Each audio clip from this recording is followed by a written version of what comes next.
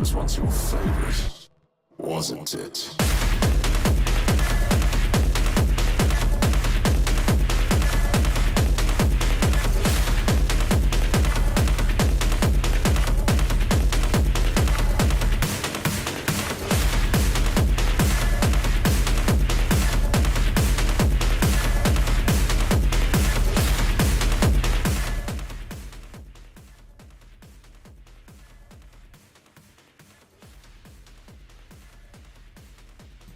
Boom, there we are. Let me change the old music real quick. We'll go a little more relaxed and chilled while we're actually painting. But I'm on a big like cyberpunk kick lately. I got a full deal of Ghost in the Shell that I'm reading through, which is great. Let me go grab it.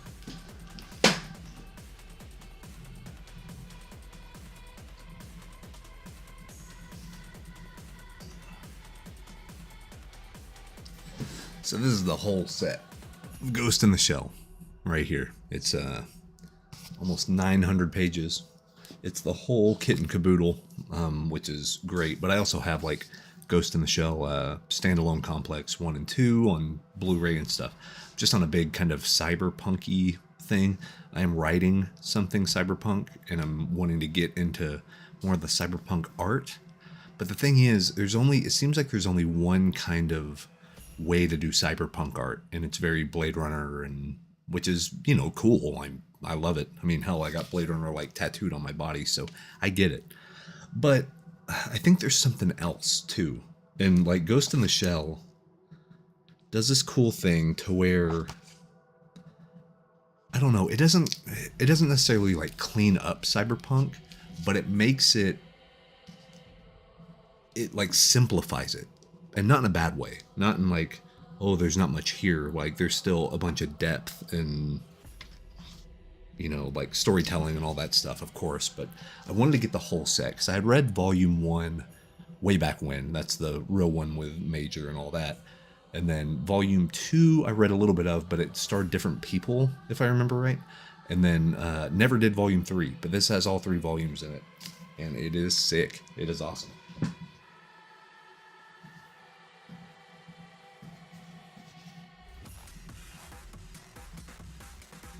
So yeah, coming off of the 5.5 hour long stream last time, we're going to be doing something a little more subdued on this one. I'm going to be finishing up, maybe finishing. I always say I'm going to finish something and I never really finish anything.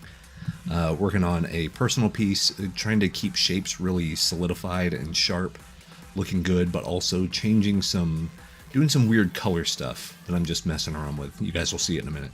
Then after that, I'm actually going to try to do a study of Rob Della Torre, who's the current artist working on, well, one of the artists working on Conan the Barbarian, and learning how to do some inking, which is a whole different deal. But this is all part of simplifying and getting to the crux of the good stuff and laying in my shadows and, you know, just thinking more shape-based and readability and like energetic, bringing a sketch to fruition regarding just any type of painting or stuff.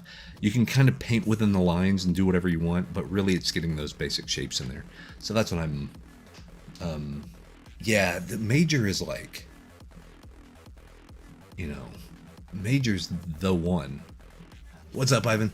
Like, she's such a good, I don't know, something like, it's a perfect blend. It's a perfect mix. So yeah, I'm with you. The Major stuff is what I sign up for. Like, so let me turn on the old, we'll do this one. It's a little more subdued, right? And like the series is about so much, but for whatever reason, Major's the one that, I don't know, like, it's funny because like I also read the Richard K. Morgan books of Altered Carbon, Woken Furies, and Broken Angels, I think. And then they made the Netflix show, and I was like, oh, this is going to be cool. I got like an episode and a half in, and I was like, nah, they didn't get it. Like, it didn't feel. Whenever I read it, I had a very vivid. I knew exactly what this thing looked like, And, well, the show was pretty. It was really pretty to look at. I don't think it actually, like, hit the mark for me, which is upsetting. That is kind of upsetting because I like that.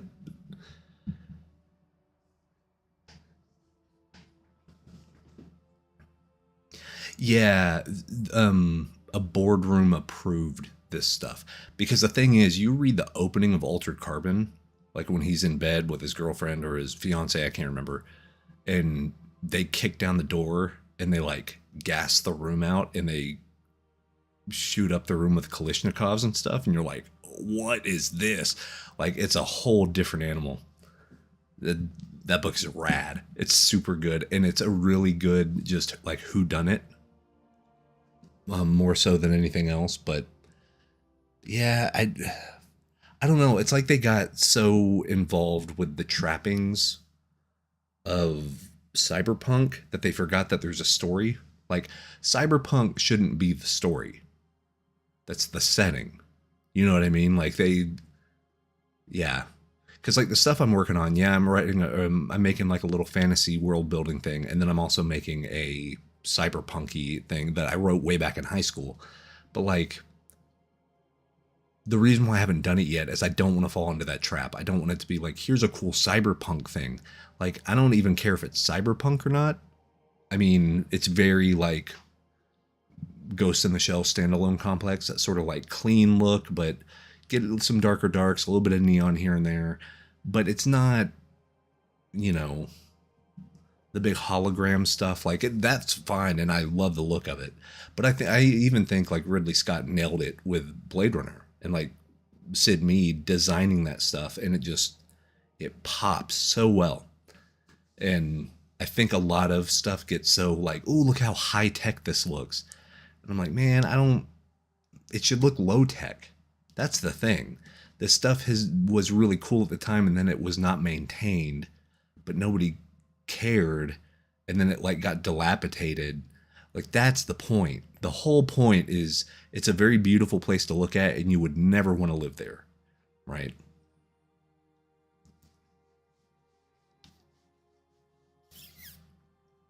So like the Altered Carbon was actually just books. Like, I read the books because I was like, oh hey, this is a cool like detective story thing. And I um don't know if they made any graphic novels. I know they did make a Do Androids Dream of Electric Sheep graphic novel series, and that was pretty good. Like, I dug it. I think they understood it. They understood what this was, and not to say like I understand it better or whatever, but it just really resonated with me more. Instead of like, look at the bright lights, it was more like, what's in the shadows. Like, that's what cyberpunk is. Um, yeah, it just makes it feel so much better. Like, you don't want to live there, but you kind of do, because you got to like, it's like, that's why the Millennium Falcon worked so well. That thing was a piece of junk. Like, that shit broke all the time. They had to hit the side of it, and yeah, the light bulbs flickered out. Like, people say lived in, but it's like, yeah, lived in, but also like not maintained. Like, the characters had other stuff to worry about rather than making sure their ship looked good. You know what I mean? Like, if you see a busy person, their car is probably pretty dirty. It's just how it is. They need a car wash. They need a detailing. They need all this stuff. It's not going to glisten and gleam and all the, you know. I think there's something to it. But anyway, that's me.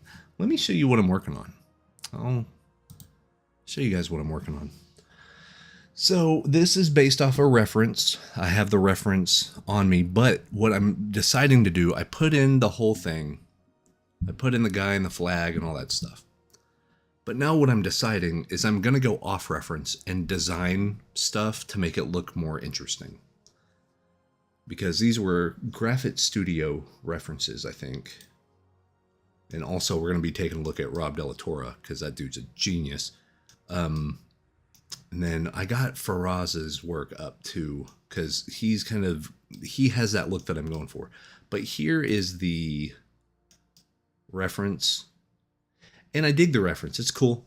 I didn't want any sort of iconography on here. I just wanted to worry about how can I slightly change this. I kind of want to change the hand because this, I know this is correct as it protects the hands and stuff like that. But to me, it looks like a hamburger helper mitt. So I want to kind of get rid of that. And like chainmail boots, sure. Like all this makes sense. Totally. This is exactly probably how it looked. But, and also this is actually draped over. I have the same shape in here, but I actually changed it to where the chainmail is tucked in. And this is actually a piece of overcloth that we're going to be looking at. So I'll show you guys my thoughts on chainmail because I saw the big discussion about chainmail. And yeah, it's a pain in the ass. It always is. Thankfully, I've never really had to do it. There is a brush that I'm actually going to put in my new brush pack that is like this. It's the letter C or like S's over and over. And it changes depending on the direction you go. So my whole deal is don't waste your time rendering chainmail. Don't do it. Unless it's a zoomed in thing. Because all you need is something that looks different than the stuff around it, in my opinion. I mean, if you want to look at a perfect example, let me open up. I went on a Craig Mullins binge the other night. Let me show you what he does. I'm going to move this over because I think it's on a folder right now that has a bunch of NDA work. Can't show that stuff. Let me load in. This one, not that one.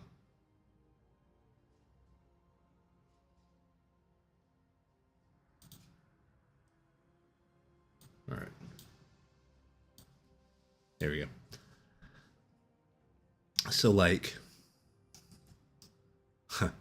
here's how Craig Mullins attacked chainmail. He didn't. He just put scratchy armor on. Screw it. Like, he just put that little bit of texture over there. You see what I mean? Whatever, man. Like, you can see it down here, too.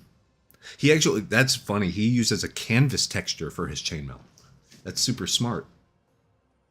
But then, you zoom out, and everything looks right. So learn from him. Learn that you don't need to paint it. Chainmail, nope. Nope. Cool. Yeah, he doesn't even... I think there are a few where he actually does have some chainmail, but not on any of these. Cool. These are handy to have, though. See, I need to, like, let go one day and just paint like this.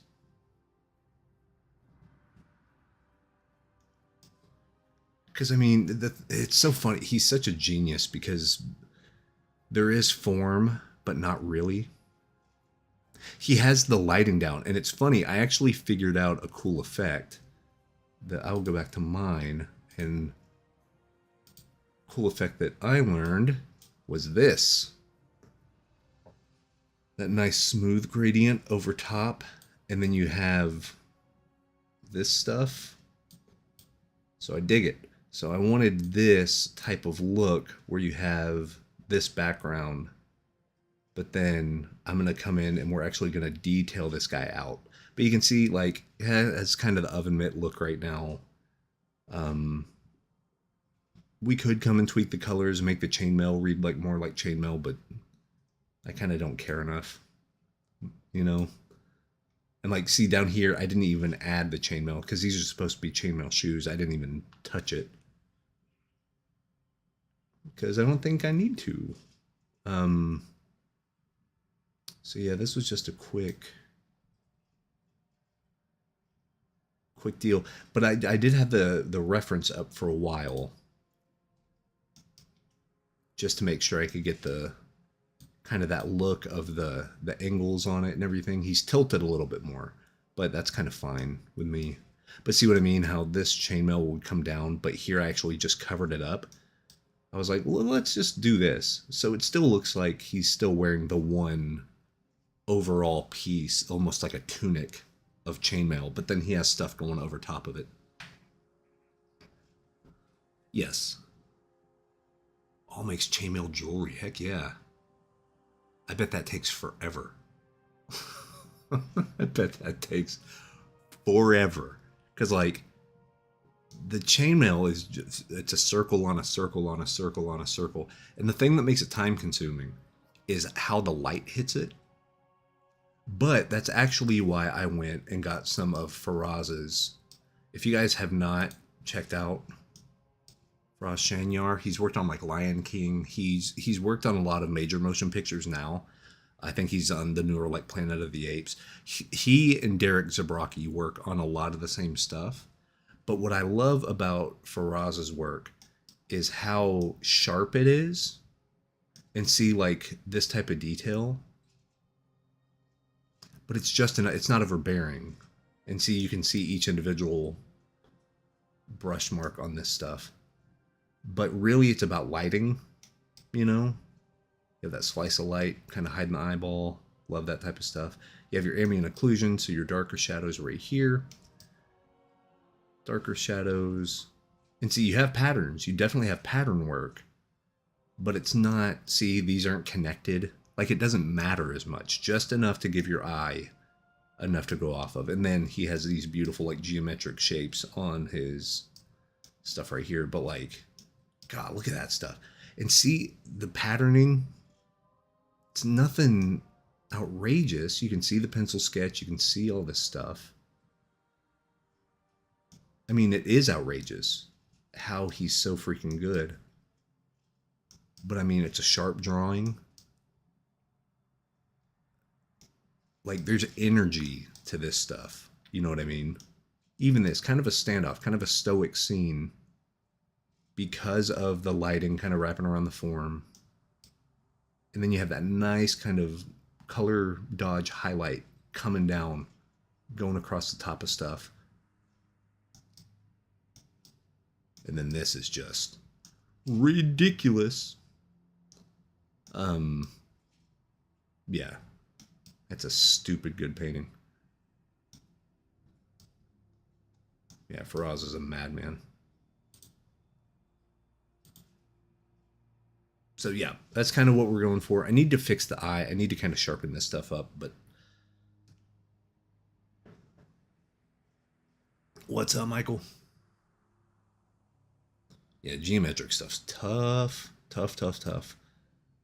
I'm trying to do a little bit of it. You can kind of see where I'm hitting it a little bit, but like some of these type things, and need to come back in though. So really the main thing I'm going to be doing on this one is sharpening up the edges, you know. Oh, wait. I need to be on detail renderer. There we go. And really kind of sharpen this up. Sort of get rid of any of the art edges. Like, I don't need that black line right there, but I do need it to be darker.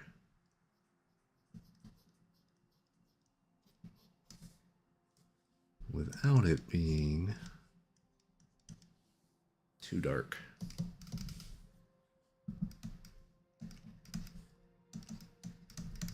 What I'm kind of learning, what's nice, is whenever you're doing material highlights, and we will have a material stream soon, it might even be the next one.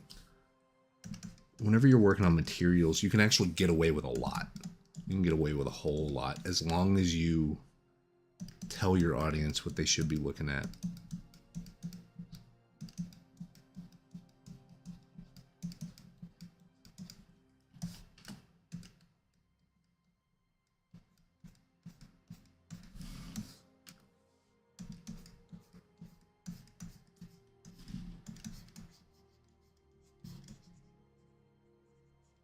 Let's see, that can go there. Cool. It is sort of arbitrary, actually. Like, at least from what I'm seeing, there's no real rhyme or reason. It's just, hey, put some strokes down. Does that look good? Yes. Keep it. No. Fix it. And there's something kind of freeing about that, to be honest with you, because it's less like in your own head. Not everything has to be literal. Not everything has to be. So if I come over here, maybe hit that, like that. Yeah. See, it's going to be a lot of this. A lot of like adding little. I know in 3D they call them greebles. Little details that don't really actually mean anything, but they look like they belong there. That seems to be a pretty... This would actually come over here then, right?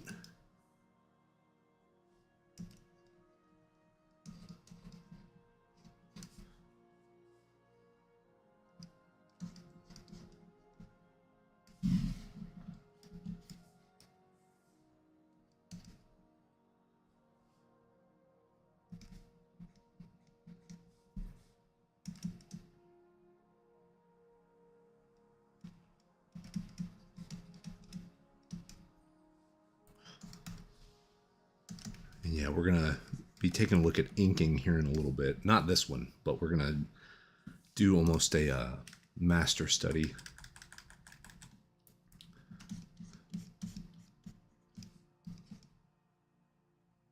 Let me pick that.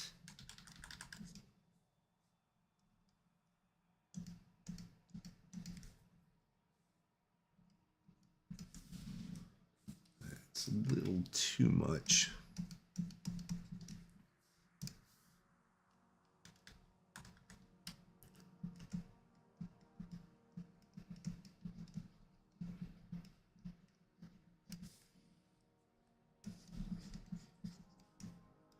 And what I'm trying to remember is that lighting is actually more important than the local value.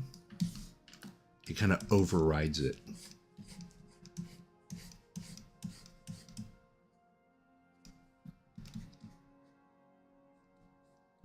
So it's one thing about getting your values in and getting those right, but then coming in and lighting it, you're allowed to kind of break the rule of the value you already put down because it's lit a certain way. So that's sort of what I'm hoping for and kind of going for. So if that comes down,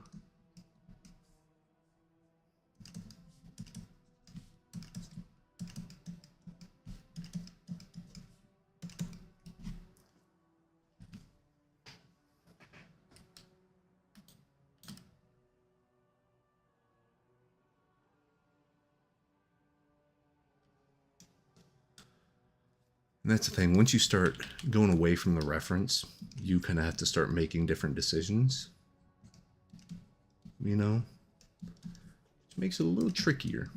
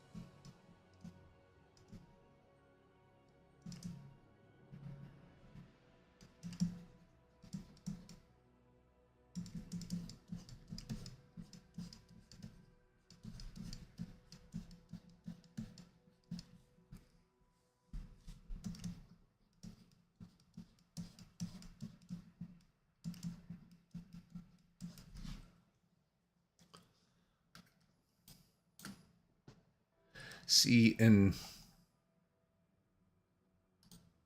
I like the idea from the reference that there's a sword here. I kind of don't think it makes a lot of sense based on how my composition's working, because the handle is just throwing a bunch of stuff off right here, and also it's blocking any sort of detail I can maybe add to differentiate what this pattern is over something else. And also, the sword itself is at a really weird tangent spot, because I have the nice lighter kind of painter brush stuff here, and it's not really gelling, I don't think. The other thing I was thinking is I might tatter his stuff a little bit. So how this is pretty well put together. See, it's kind of tattered back here. Maybe I can tatter and like bring a lot of this in, add some holes here. Like he's seen some stuff, you know. I also need to kind of curve that.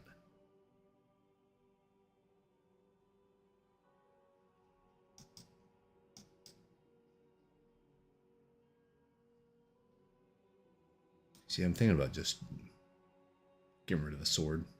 Doesn't really do much anyway. I mean, it literally is like hidden. Like if I zoom out, it just looks like there's a weird bright thing right here, and you can't even see this blade. So yeah, I'm gonna toss it.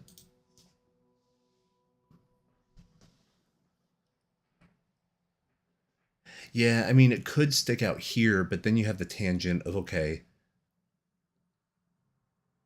if the shield is like that, like laying, it's just going to be laying on top of the blade anyway. And like covering it. And then you could bring maybe the sword over here and then push this arm back, but then it makes it look like his arm is like way away from his body to where it won't quite work. It's just a weird puzzle because it's like either way the shield's kind of in the way or his arm is kind of in the way. And like it's not adding anything. Like the sword isn't adding anything to the character at all. Because I mean really if his thing is he's like a herald, he probably has like a small knife or something. But that could be easily hidden underneath this other stuff, right? So, and this gives us more of an excuse that we can come back over here. Let me grab that. Let me get that.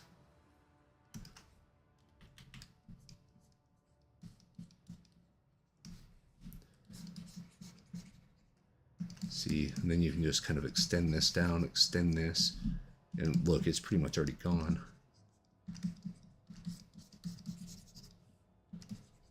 And it doesn't...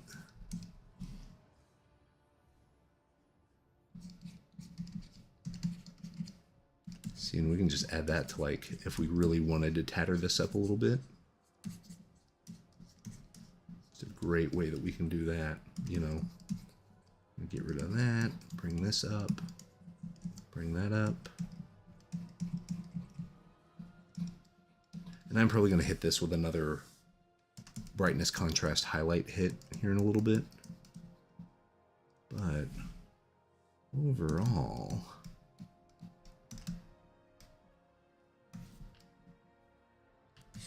yeah, and then here you just kind of, I had a gradient right there, but we'll just paint away from the gradient.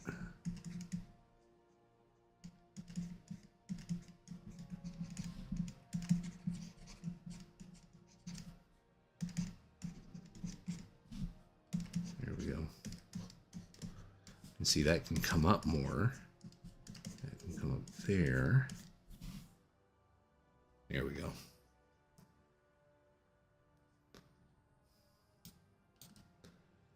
Yeah, see, that are like, it's a more simplified look. It's a more simplified shape. And like, there's less busy stuff. It's not like, it's almost like you're not missing anything. You're seeing everything as it is. So I do need to fix the value on this metal stuff right here.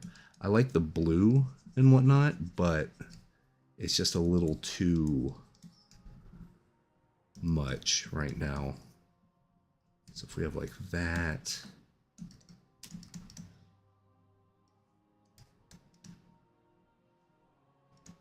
I'm going to temper it. That way we can always bring it back up.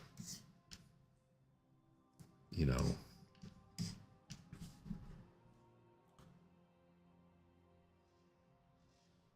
Nice chromatic. Yeah, so it's funny. I actually did that with...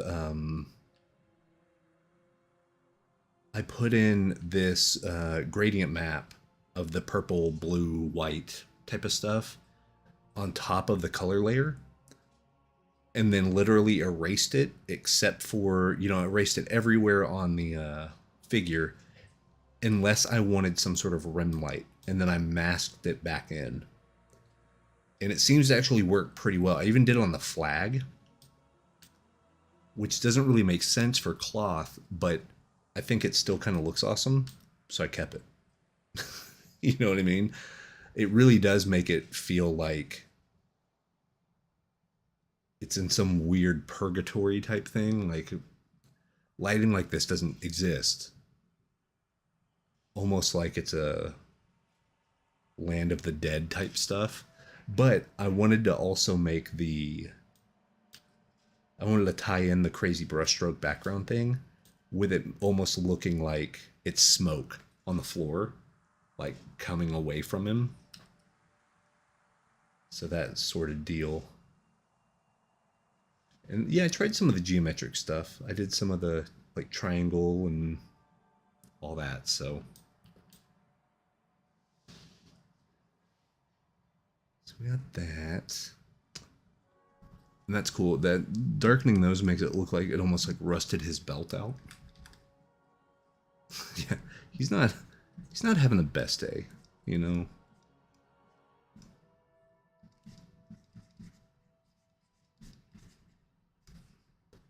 And actually, I can maybe saw that off. Saw this off.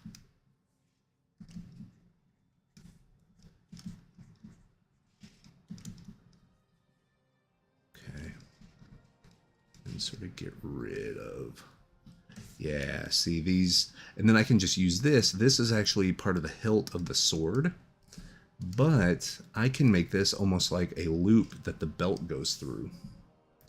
So that's what's fun, is you can always repurpose stuff. Like, you're never locked in.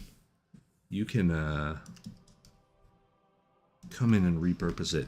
My main thing I need to figure out, where the hell is the light source? You know what I mean? That's going to be the thing that ties this whole thing together, is like, decide on lighting. Because if we're looking at the physics of this, there's some light kind of where we are, like away from the piece, like looking in, like this way. But then it looks like there's also a hit of light coming from the front. So maybe we can use it where warm light is over here, and then the cool light's over there with the purples and the blues and...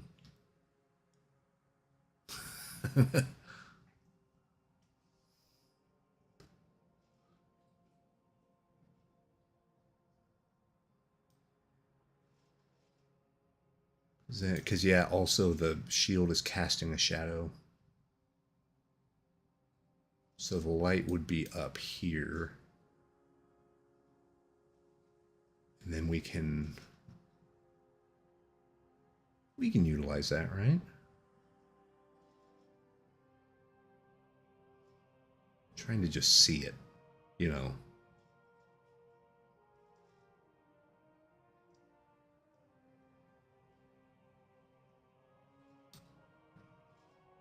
Yeah, because see, these, whenever I got the cool ones in, like this one could actually be a light source. Like this on the, this could be the light source. Or not a light source, it could be reflecting the light source. So that's why it's so bright. And that light source could be your cooler light. This one could be another, maybe a little bit more distant light source, which is warmer. And then these subtle ones are going to be bounce light just from the surroundings. So it's like if we wanted just to do a lighting pass, select all, edit, copy, merge. Yeah, why not? Paste. Boom. Fill. Black. Color. Merge down. Okay. This gives us a better look. So if we do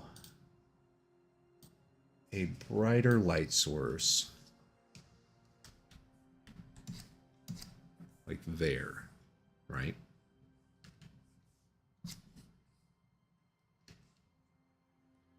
And then another less bright light source, like up here diagonal almost.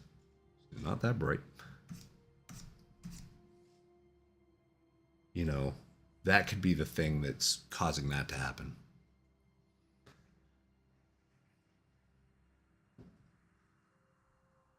Yeah. Right. Well, and then yeah, exactly. So the light or the shield I haven't even really rendered yet because I haven't decided on a light source yet, or like the direction and the temperature and all that stuff, because that's all going to change depending. So I'd hate to like render out a shield and not light it and then be like, well, and have to like go back and do it. I've done that way too many times. I did that on my first Warhammer thing. Spent so much time rendering this deal, and it took like 5 months to get any feedback, which, you know, they were busy at the time, so I understand. But then they're like, oh yeah, that's great. Can you completely change the lighting? Oh, all right. Sure. So if we're just going to come in here, we're going to figure out some lights. Let's do that.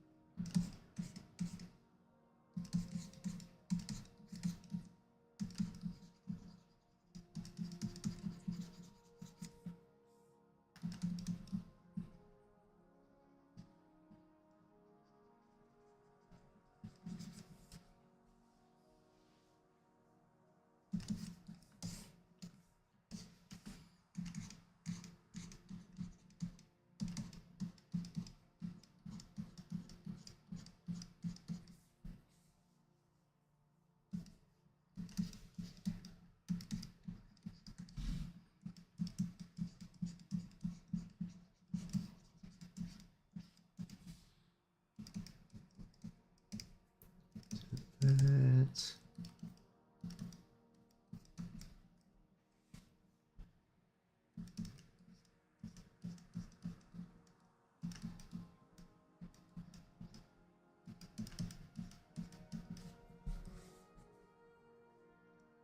And this overlaps that. So right now I'm just going to kind of go over and figure out what overlaps what. And then this comes out as far as like lighting is concerned. And see, this is where things get real tricky, because you really gotta... So the only light source we're worrying about right now is this one, the one over on our right facing towards, that's not quite as intense as the other one, because the other one I'm going to use pretty close to white, almost like I did on the nose piece for this helmet. But this one's this is going to cast enough light to be able to get a few like highlight areas in, right?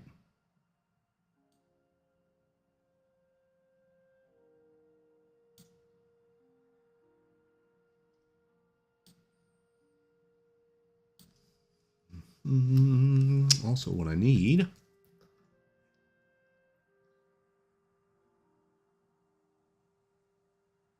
no, I absolutely not. In fact, I wanted to make this painting as more of a, yeah, this is a very like 1 to 2 layer deal. I have one layer that's a sketch, and then the next layer is like all gray, like as the shape on the inside. How are you managing to paint without seeing the color? What do you mean? Like, because right now I'm literally just color picking from the value layer. So like, this is its own layer now. The black and white, I merged everything together, made a new layer, and then took a black layer, put it on color mode, and that gives you like your perceptual values, and then merge that down. So now this is just basically a black and white version of the painting, and I'm just working in black and white. Because what I can do afterwards, see, we have this color version. I can go select all, edit, copy merged. So now we get a full version of how the colors are. I can come up top here, edit, paste, and see this is the rendering and stuff. So now I have it up top, but if you notice, like, it's not, the changes I'm making aren't being shown, like these right here. But if I turn this on and then select color, boom, now all of my changes I'm doing on the black and white are going to come in using the colors I have right now. And then the colors, I worry about them completely later. I get the colors in, and then I merge all that together, and then we paint the final painting on top of all that.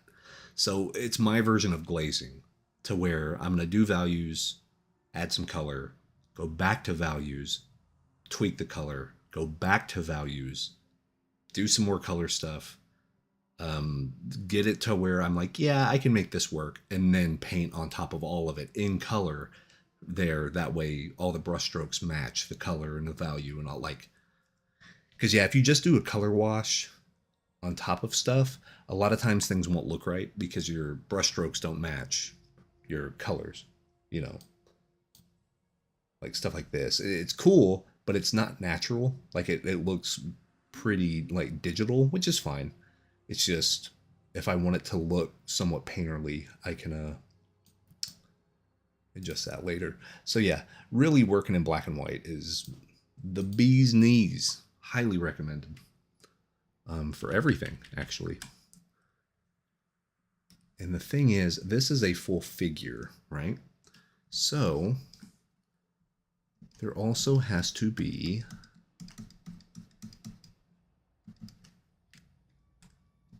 if the whole figure is facing away from the light. You know what I mean? We got to keep that in mind. So there. So this is going to be darker. That's going to be pretty dark right there. Yeah. See, even just making that little shadow area darker,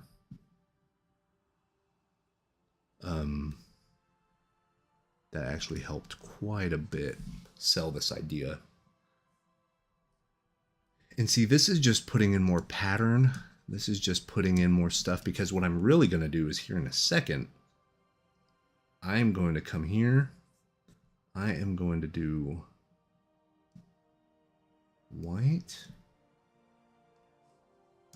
And then I'm going to pick places where the light's really hitting, to where I'm like, okay, light's definitely hitting here. Light is definitely hitting like there, maybe up here as well. It's going to hit that, going to hit there, going to hit. So I'm going to kind of choose more places. I'm not going to touch the helmet because I like how the helmet looks right now.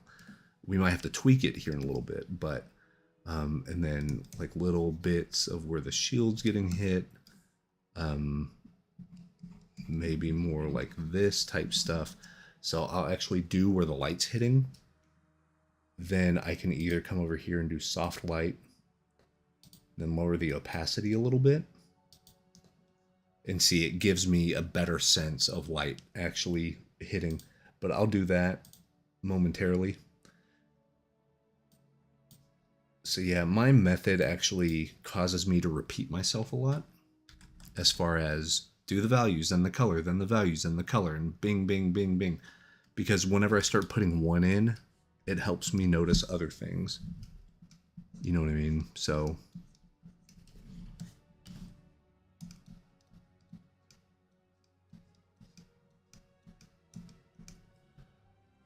like it can help with shapes and stuff too. So those are actually a little too light. I'm going to temper those down.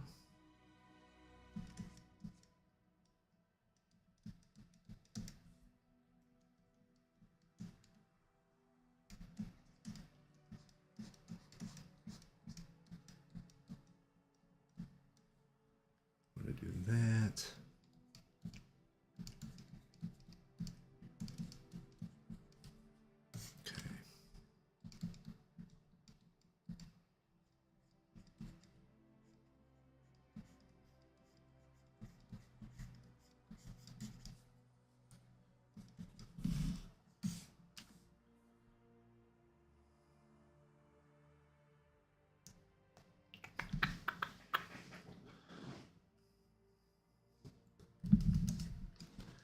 This part is not working. Because it doesn't make sense where this is wrapping around and then this is coming over top, but this is also coming over here. So here's what we're going to do. We are going to fix it. Yes. Yep. I copied the entire piece and then made the grayscale version. And now I'm just painting in black and white. I'm just color picking from what I already have here. So yeah, I'm not using color at all right now, because it allows me to focus on the important stuff. There we go. It's funny, it almost looks like a hoodie.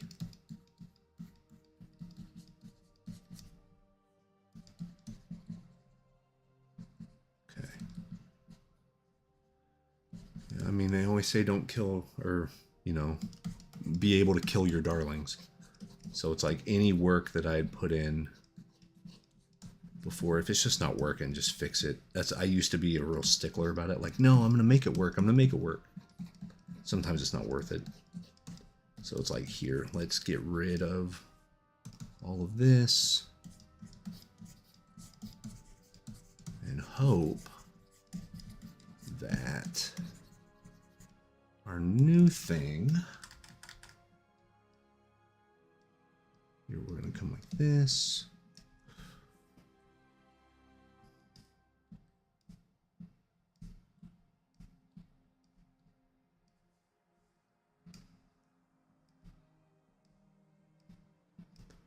Hope that this kind of like helps some stuff, right? All right, Ivan, take it easy, my friend. Thanks for coming.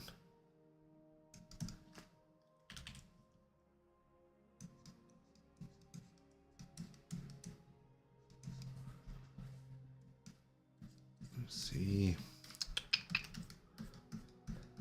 This is where I usually fall into like ruts because the design just isn't there. Because I mean, I could use the reference. I could just do exactly what's on the reference. But I'm going to try to break away of that.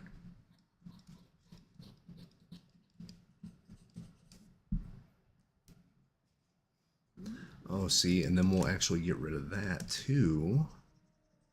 Because if there's no, yeah, there we go. And have this be the only thing. Have that neck part right there be the only thing. Get rid of that one. Then get real dark right here. And right here. And right there. And right there. Okay. So see how we're just kind of like hoping for the best.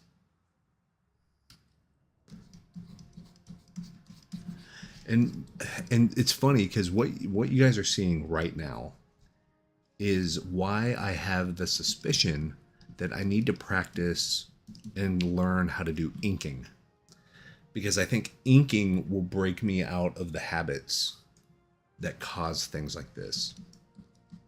That cause this wishy-washy design sensibility and stuff like that. Because with inking, even digital inking, it's kind of there. You know what I mean? Like, it is a very... See, that kind of bundles up at the bottom. Okay.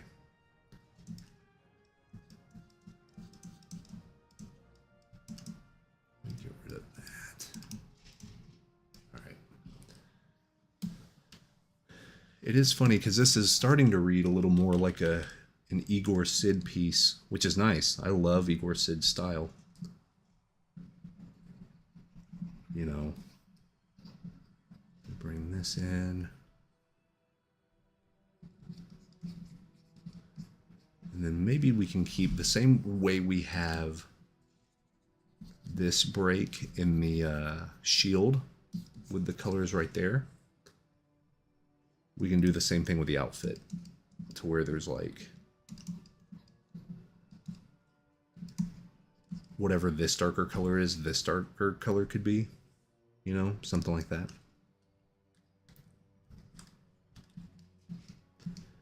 Then this can actually be a little more straight shot. Yeah. Yeah.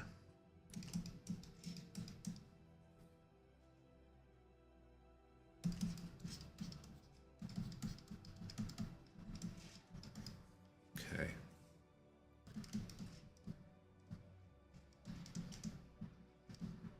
Bring that over. Get the darker.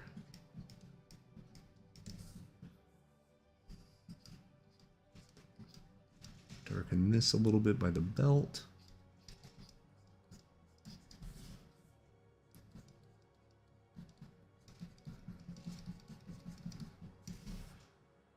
Yeah, so those values are looking better.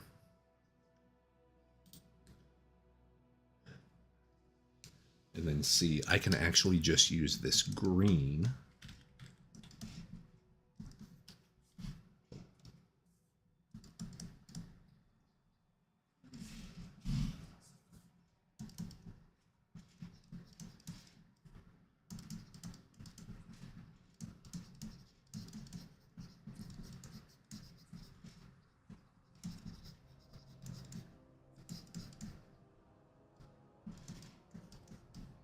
Brown.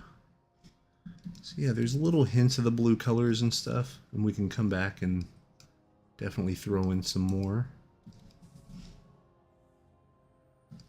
Kind of the nice purple green look on top of the olive green stuff, but yeah, it's maybe like, yeah, almost like a chromatic aberration, which is interesting, you know. And then like if we grab this, which is kind of the almost like a puke color, and we come over here, something like that maybe. I need to fix the line though. What's up, Haunted Umami? Welcome. Glad you're here. Hope you're doing well.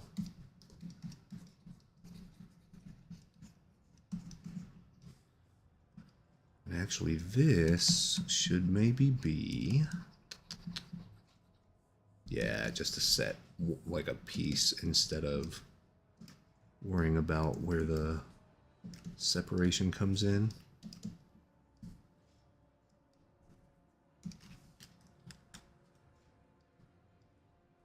See, because we have that, then we have that little tie. And see, these would be perfect excuses to use the more geometric stuff. So here after a bit, I'll grab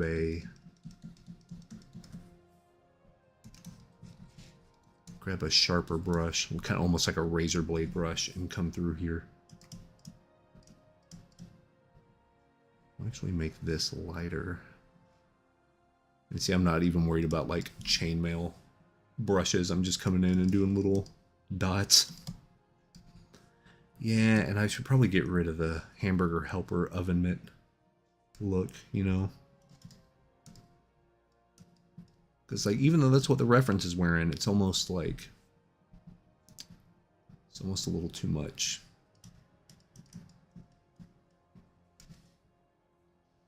You know?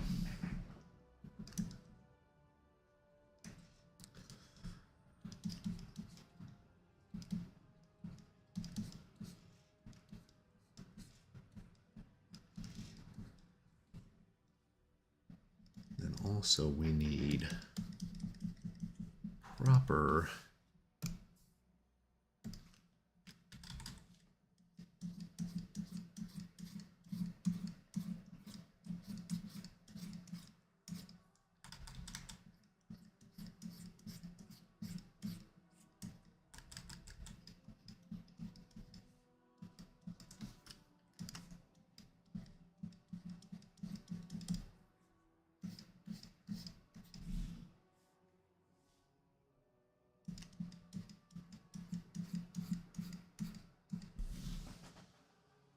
something like that.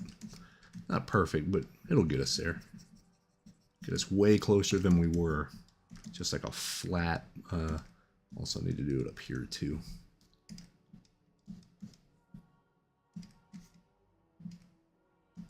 Actually, I need that little bead of light coming around here. Right? Actually, no. That done screwed it up.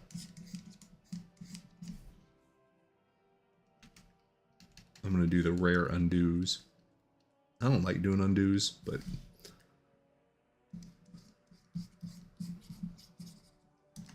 I usually just like to paint over it. It's just, I need to find the right shape for this.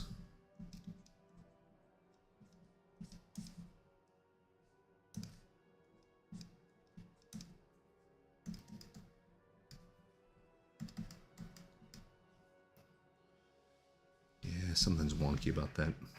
I think it's this top part. I think it's not. So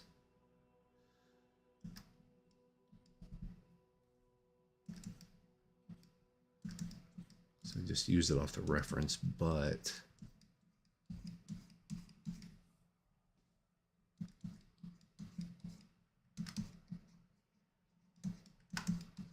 these will come back here. This is why it's super good to do just a value pass, even if you're like a long ways or pretty long into the process. Sometimes it's a good idea to reestablish values. And yeah, and I really think having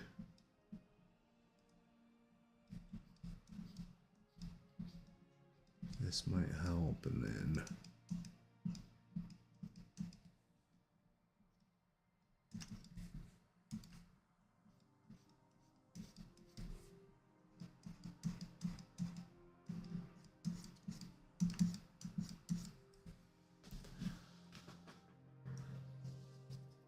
can I use this technique with? Yes, absolutely. So this works on every type of. I put a. I had the wrong layer. That's also why I don't work in a lot of layers. I had the wrong layer whenever I added that. So let me come in. Let me fix this.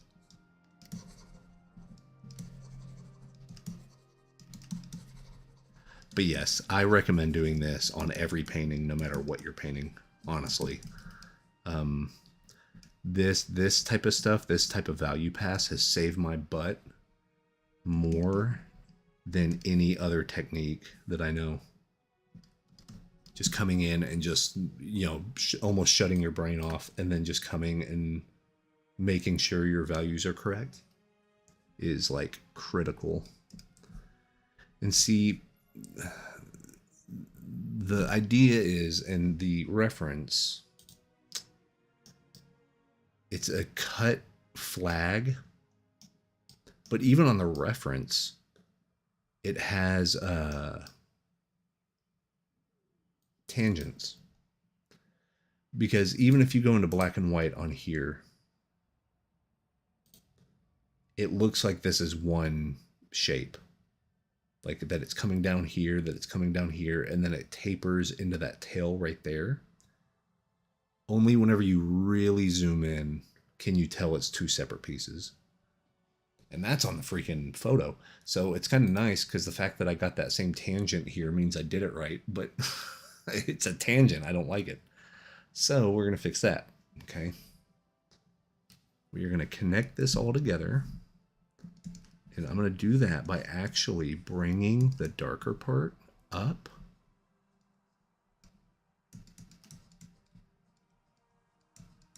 And then we're just going to make this whole bottom part of the flag darker. All right.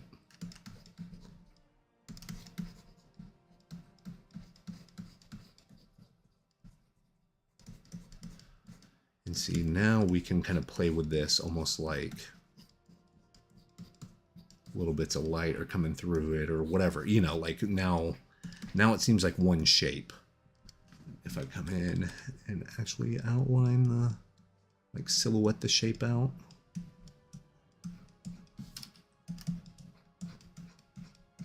Add this to it.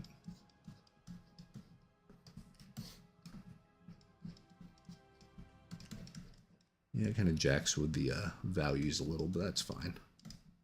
That's fine. That's actually up. That one's coming up too.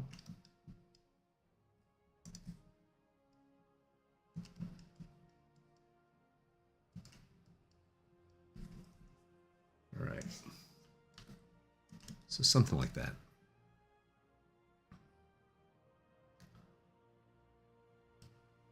If your piece has multiple colors right next to each other. So yes, so the best way to think about this is what I'm doing right now is I'm almost hitting a reset button. Because what you're going to notice is now I'm going to turn this on. And now if you look, the colors don't match. But that's kind of the point. Is now I almost have a refreshed painting here that I can come in and be like, oh, well now I'm going to color pick this. Oh, did it again. That's why I hate working on multiple layers. I'm going to color pick this. Bring these in. So you're keeping all the values you're working so hard on, but now you're integrating stuff in a way that it wasn't integrated in before. You know what I mean? Like, and this is on a color overlay layer. So this is, think of this as a color wash. Like we're just washing color over top, right?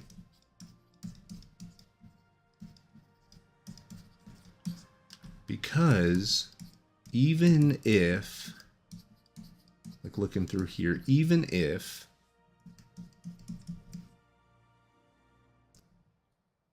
the brushstrokes and the colors don't match, what we're going to do on the quote-unquote final render layer is merge all of this together in color and then use that and color pick from what we already have and then paint it all.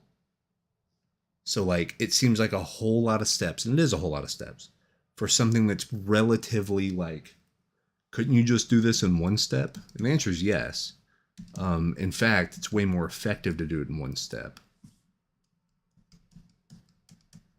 But this gives you legitimate total control over your piece. Because you can always come back and adjust things. You can always come back and, hell, I can come in and be like, well, actually, you know, I'm kind of sick of this sort of color comp, so I'm going to make a new gradient map layer. Put that on color, and then I'm going to play around with some new stuff. And then it's almost like you hit another reset button.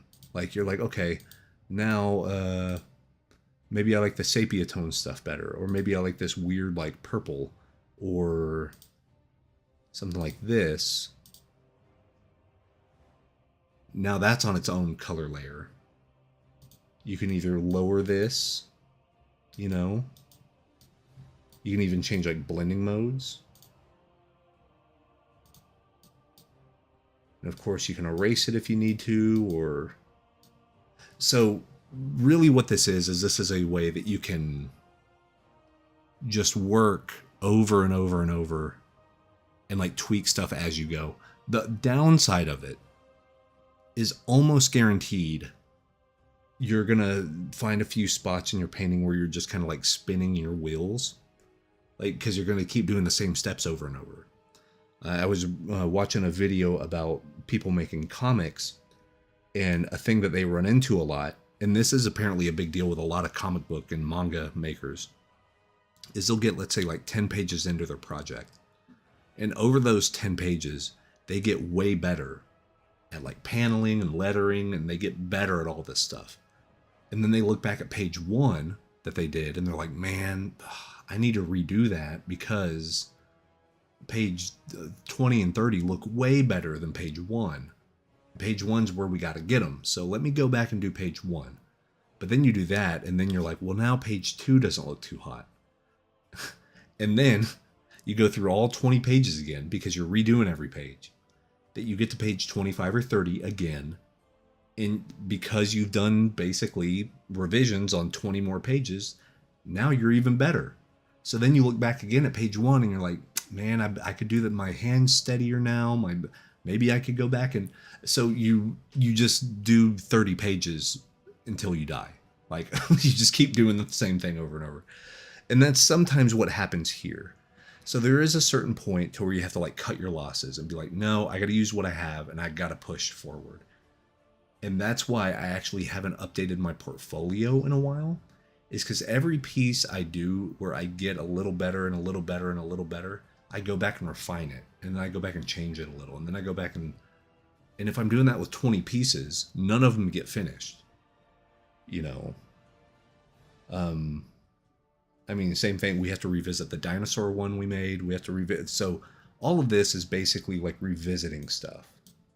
But overall, the goal is to make these images look as good as possible, but also give us time to solve new problems on new images, if that makes sense. So that's where kind of the ebb and flow of constantly going and doing and changing and fixing and tweaking, it can work well, but at a certain point, you just got to be done. You know, you got to be done with it. So like, here this is actually kind of okay. We're at an okay spot. Notice I haven't touched any of the blue and the stuff down here, because I still like that quite a bit. I am going to hit this with a brightness contrast layer and mask out some stuff. Maybe some color balance. And then I'm going to use that to actually paint over. Right?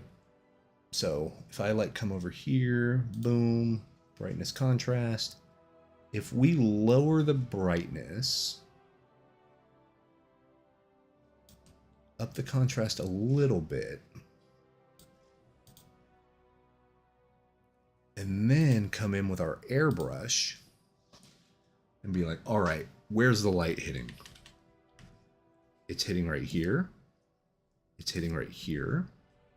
It's hitting right there. It is hitting right there.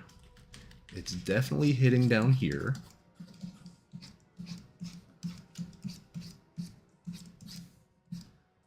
So see, that's lit. So now we can kind of checkerboard it out. So if that has light, the stuff around it won't. That has light, stuff around it won't. This has light, stuff around it won't. This has light, stuff around it won't. We can lighten that up a little bit. And the real secret is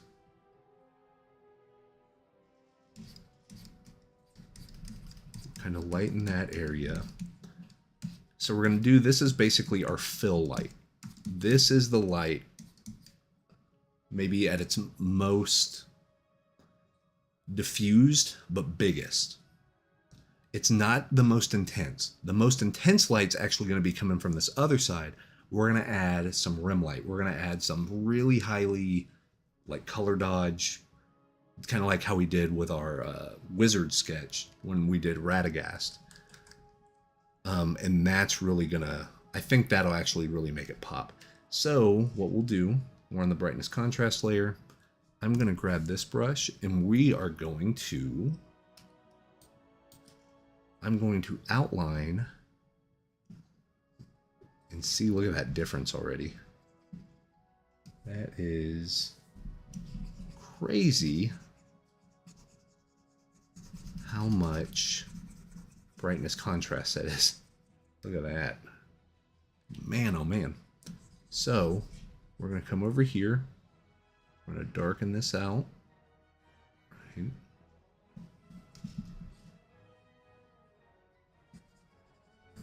We'll see how this looks. We can always change it back if it doesn't quite look the way we want it. Because that way,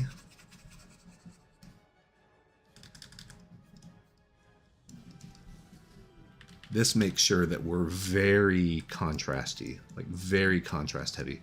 So I'm going to come back here and outline, make sure the shapes are good.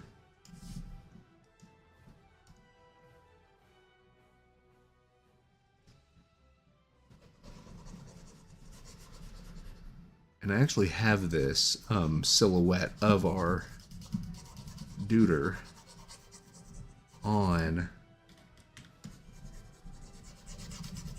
its own layer, just a solid color. Get rid of that. Let me get rid of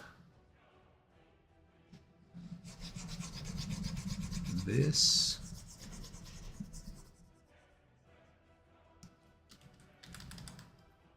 What's up, Brent?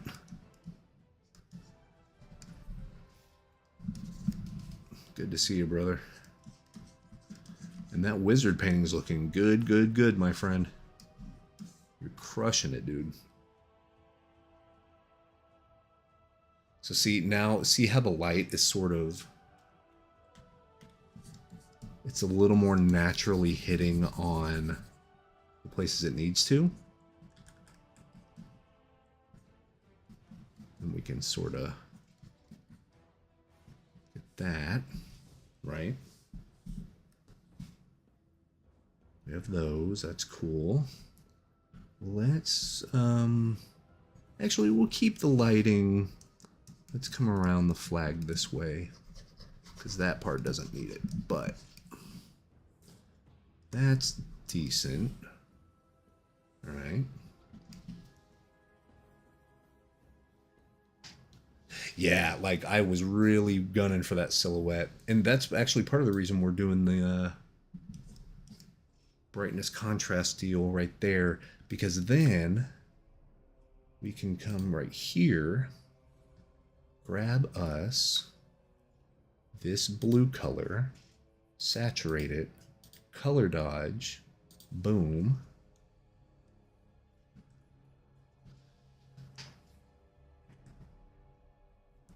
Silhouette shadow for his face like he's standing next to a wall. Oh, yeah. That's actually not a bad idea.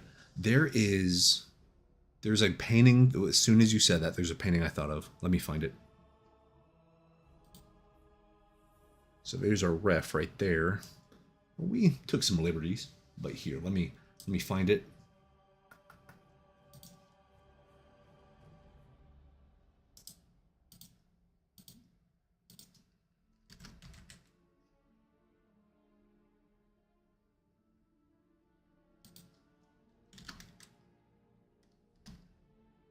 What's this dude's name?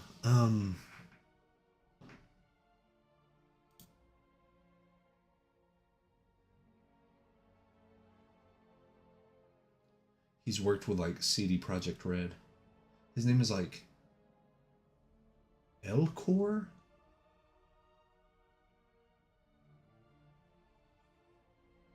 I'm probably butchering it. It's like Ilker or something.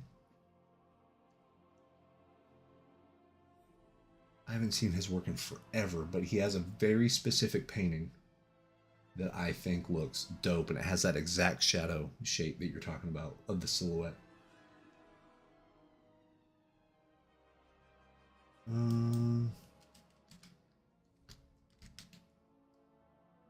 Here it is. His name is Ilker Serdar Yildiz. And that dude is a flippin' genius.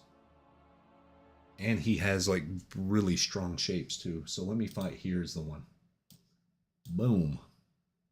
Let me get a few of his paintings because he has some bangers. Absolute. Oh yeah, he did Mountain Blade 2. That's true. He is outstanding.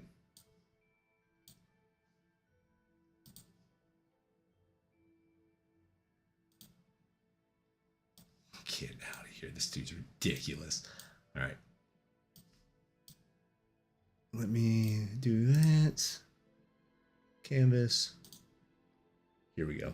So the one I was thinking of is this one.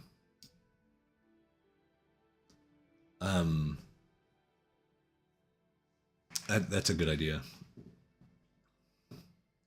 Did you just screen layer on the helm?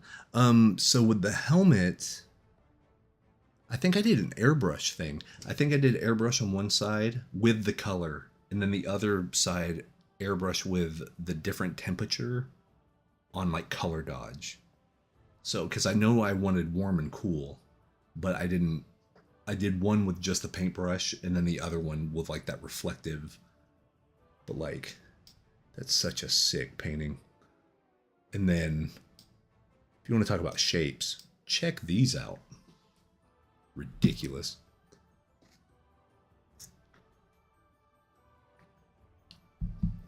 And see, he does the deal to where you can see the nice painterly strokes. I bet, I mean, push comes to shove, I think this is the art goal. Like this is the style that we want, because see, it has the nice rough shot geometric shapes, and then like unfreaking believable, man. So I do think he used some 3D models, which is smart. I think that's super smart. Oh yeah, he did Gwent. That's right. Yeah. I think these are like DAZ models.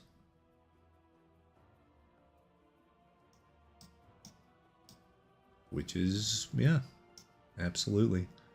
But even stuff like the lighting on the handle, ridiculous. And like you can tell how that, you know, you can tell how the belt hooks in. But then like this is one of my favorite paintings he's ever done. Like look at that, dude. Unfreaking believable. It's another level. Another level. One day we'll get there, kids. It's nuts. Oh, chainmail. He did the S curve thing. I did, or the, yeah, little C's one direction, C's the other direction. Boop, boop, boop. There you go. It's freaking good, man. Freaking good. So yeah, almost like if we had, what we could do, check this out. And this is one of the benefits, right? I'm going to duplicate this layer. I'm going to bring it up. This is the one where it's just the shape, right? Let me...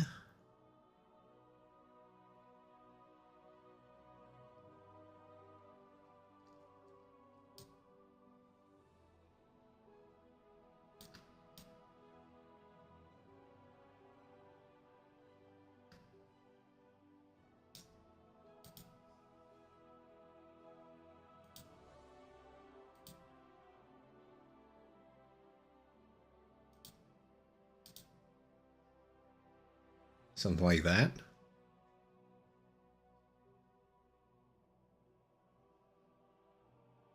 Actually, that's a sick idea.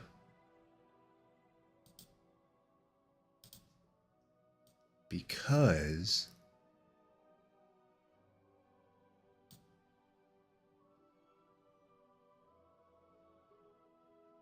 yeah, that's sick. That was a great idea. Because you can do a lot with this. Watch this. You do one of these. You unlock the transparency. You blur this bad boy. Gaussian blur.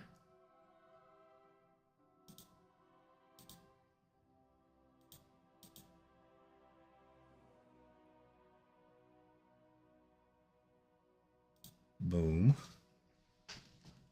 Then mask, airbrush.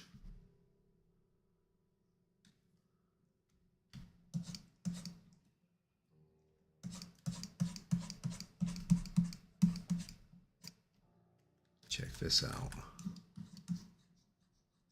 A little bit of airbrushing right here. Sure.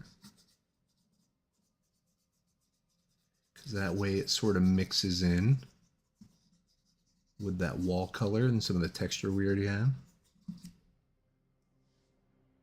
Yeah, this helped tremendously. I'm going to get that. And then, here's what you do.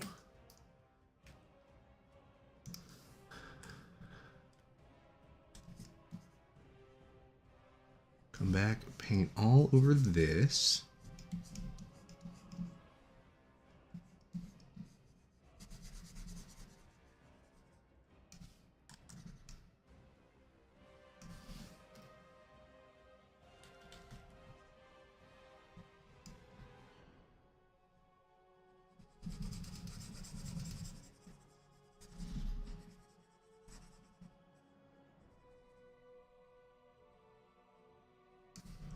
Actually, I like that darker. I like that darker.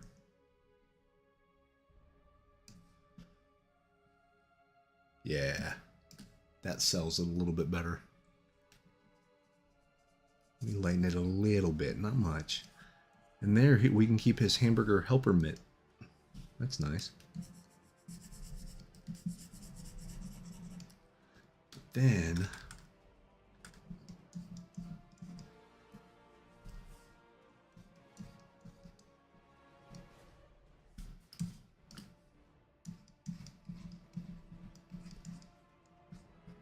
here we go. So that's a great reason to have your silhouette of a figure on a separate layer, because that's something that literally just took us what, like, to do this entire idea took like 3 or 4 minutes. Yeah, that looks cool. And then to really knock this out, we got that. This is when we can do our color dodge up top of this.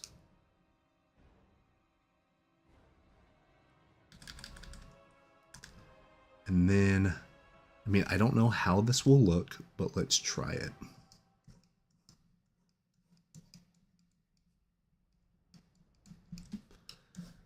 So basically, we're just getting hit with some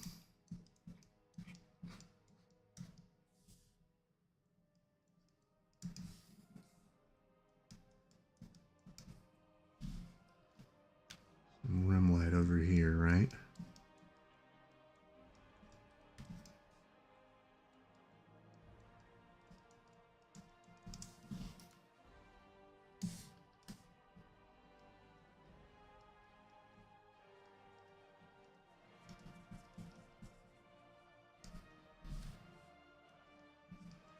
We're going to temper this down a little bit.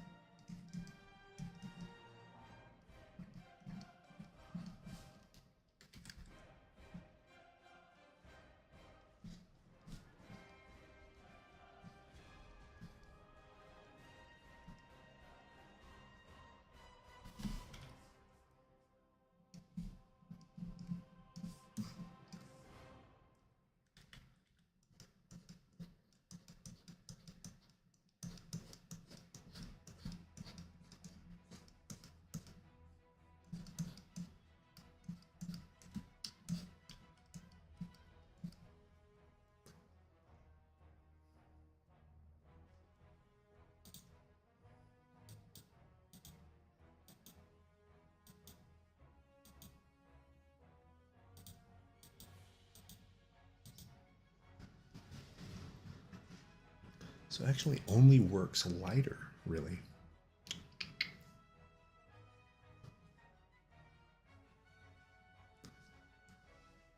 Let's make these bigger, just to see. Just to see.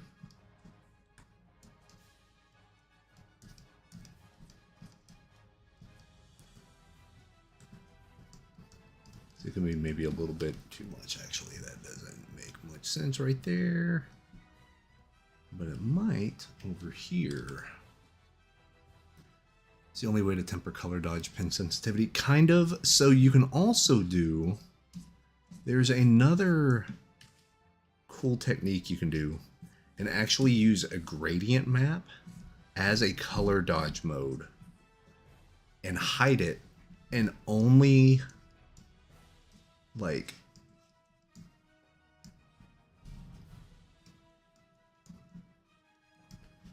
it's actually kind of tricky to set up, but once you do, you can do some really cool looking stuff. I think Aaron Griffin has a tutorial about it on his YouTube channel. And it is really freaking cool. Like, I never quite got it to work. I just can't wrap my brain around it. See, that's a little too intense. But if you come over here and you go to hue saturation, you clip it.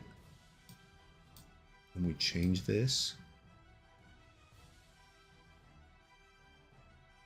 You know, we can also like lower saturation, of course, but something like you can colorize it, which doesn't quite work.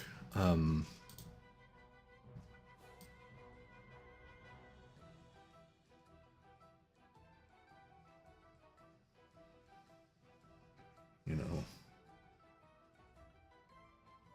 you want it to be that nice cooler color. And then you like crank saturation. That it's just nuts.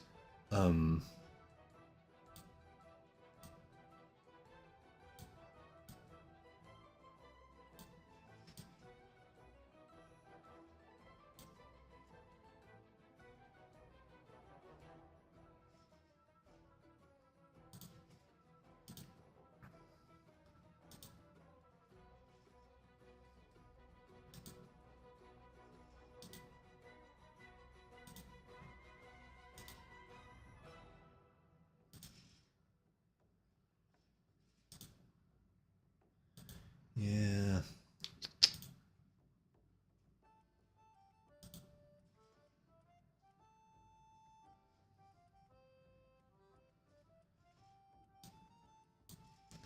No. Because that's the thing. I don't know if it's quite the right thing to do or not for this one. But yeah, essentially what you can do is if you, I want to say you go ahead, you make a new layer, if you fill it with black and put it on screen,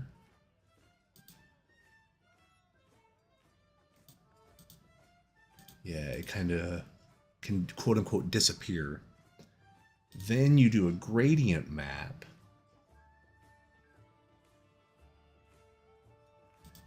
Of like whatever you want your lighting to look like. So if we did like something like this, or maybe something like this, right?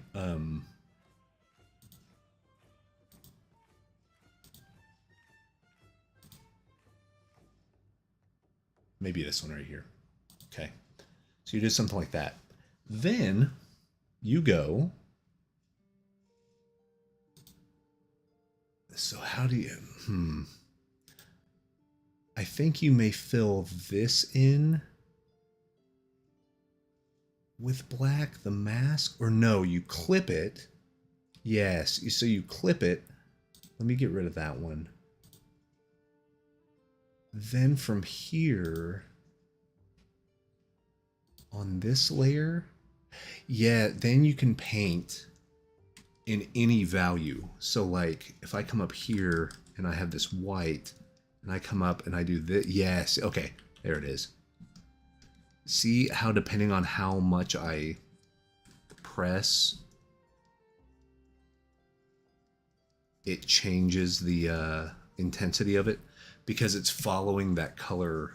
It's following your gradient map. So I'll do a really extreme version of it. So I'll go like this. I'll go like that, maybe. You know, some of these grays or whatever. Then we come up to like the real brights. Then you come over to like kind of your midtones, yeah, where your blues and stuff are, see? And then depending on how far you're putting them in, sure. So then at any time you want to change your lighting, you actually come to your gradient map. And as you change that, it should...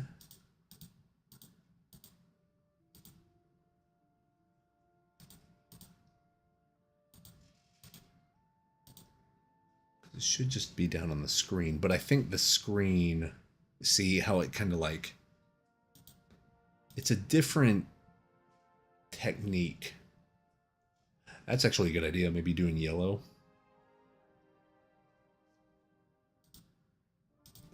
But see, then once you hide that, it like kind of goes away, which is fine. Yeah, there's a way you can do it to where like the screen layer is truly invisible. It doesn't impact anything, but the only thing you get is the color dodge version of a gradient map. It's really interesting. But yeah, I've never quite got it to work right for me. But that actually maybe just answered one of my problems. So if I come right here, I'm going to get rid of that. I'm going to get rid of that.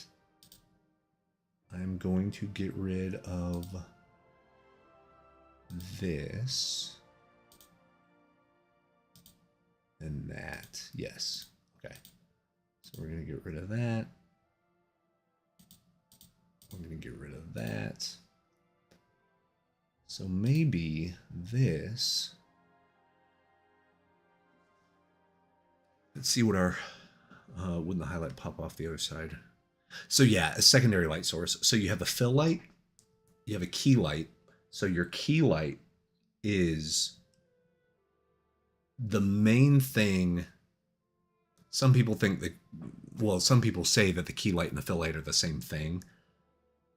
The way I was taught, your key light is the main thing casting light into the environment, or like the main thing lighting the scene.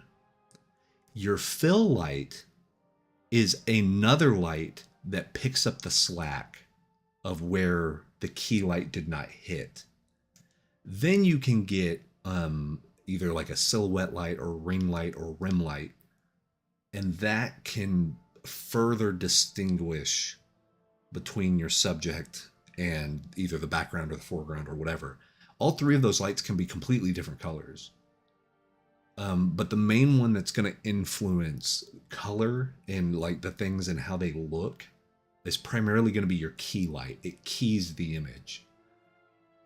But then with your fill light, that's where you can do, so like basically my key light would be kind of whatever like bluish purpley look this is. And then the next light would probably be just white because of how it's impacting this stuff. But this rim light could be a warmer color. So if I pick like this right here, one of these, so I can actually come over here. And this is split complementary, how I have this set up.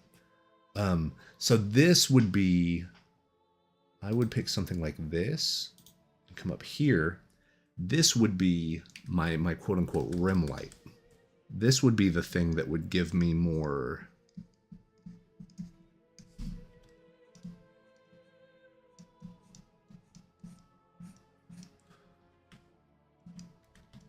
like information, or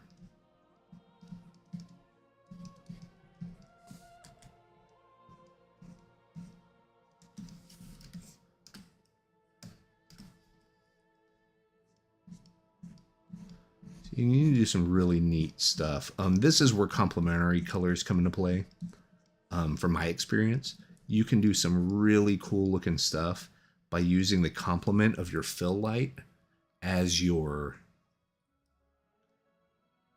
You see what I mean? Because it's definitely gonna like bring out stuff.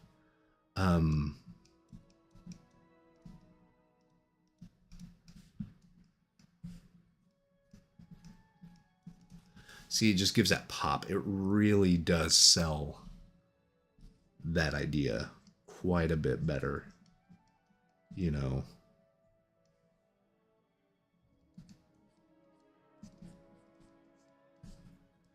But you don't want to put it around the whole thing in an equal amount, because it really starts to flatten out stuff. It basically makes your stuff look like it's cut out of cardboard, which you don't want. You spend all this time on values and stuff like that, that you want to make sure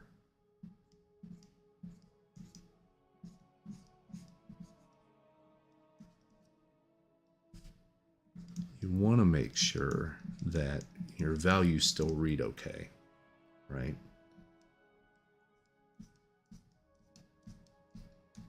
But anything that faces this light is going to get this light. Kind of whatever the rule of the light is, right? Whatever gets the light, gets the light. And as that goes away from the light, it tapers out. Really, your whole idea is you just want to define the form more using this light rather than...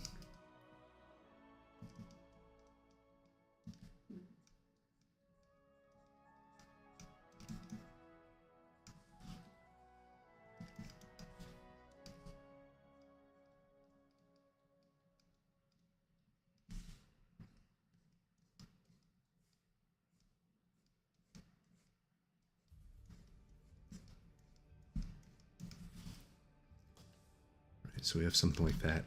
And see, what's interesting is we have this yellow and stuff, but then it has that really sharp blue. I actually think that works okay. I know it's not technically correct, but that's fine. Like, we can even bring in that yellow. Maybe do something like that. It really kind of brings attention to it.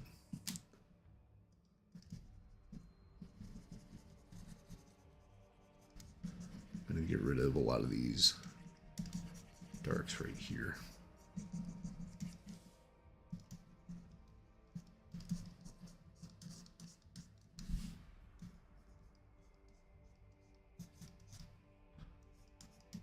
There we go. Something like that. Then you can really pop that.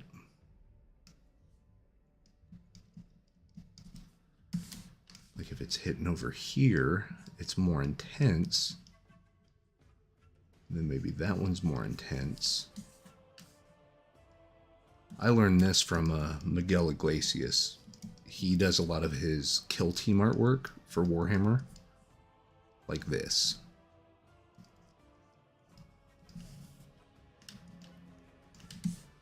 Like, if you go look at Miguel Iglesias' art, it has a ton of this type of lighting. Which is really cool, because it works. Works super well.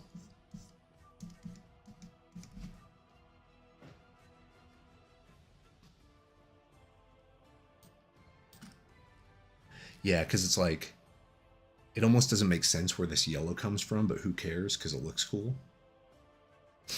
You know what I mean? So, yeah. So that's something pretty cool. Then maybe we can zoom in a little on the foot. Define some of that form right there.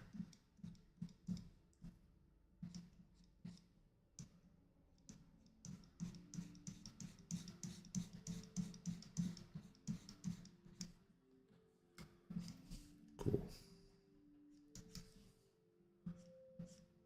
Maybe a little more.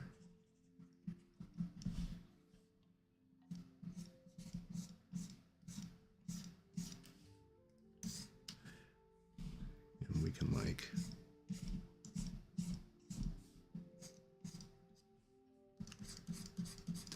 get a tangent though. That's a thing you got to watch for whenever you do lighting like this. A lot of this can create tangents, and you definitely don't want that, because you want to make sure that it looks like the staff is still coming in front of everything, but also getting hit a little bit with that light.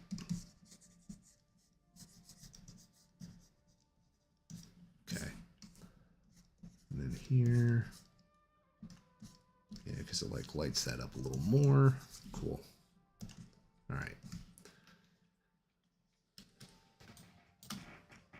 So yeah, that's looking okay. Need to fix the flag a little bit and stuff, but yeah, it's making a little bit of sense now. See, yeah, it's just really about that. And I know, I mean, we're a long way off from, because see, he did his rim light, but it's really kind of cutting into and really defining the forms better.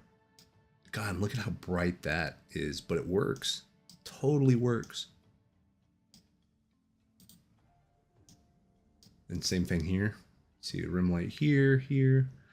And it's smart. He just took it from the sky color. That's all he used, you know. Same thing here. So those big hits of light.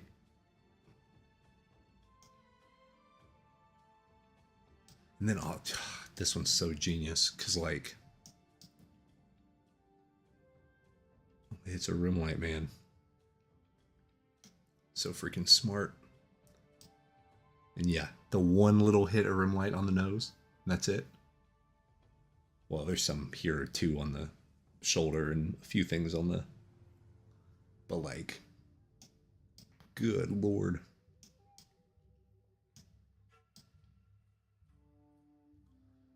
See, this is kind of what I need to do to the metal of mine, is really make it kind of textured and splotchy. And let me see if I can do something cool like that real quick.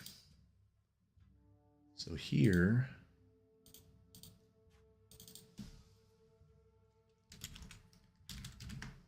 yeah, some nice tarnish stuff. So the best way to do that, if I just grab,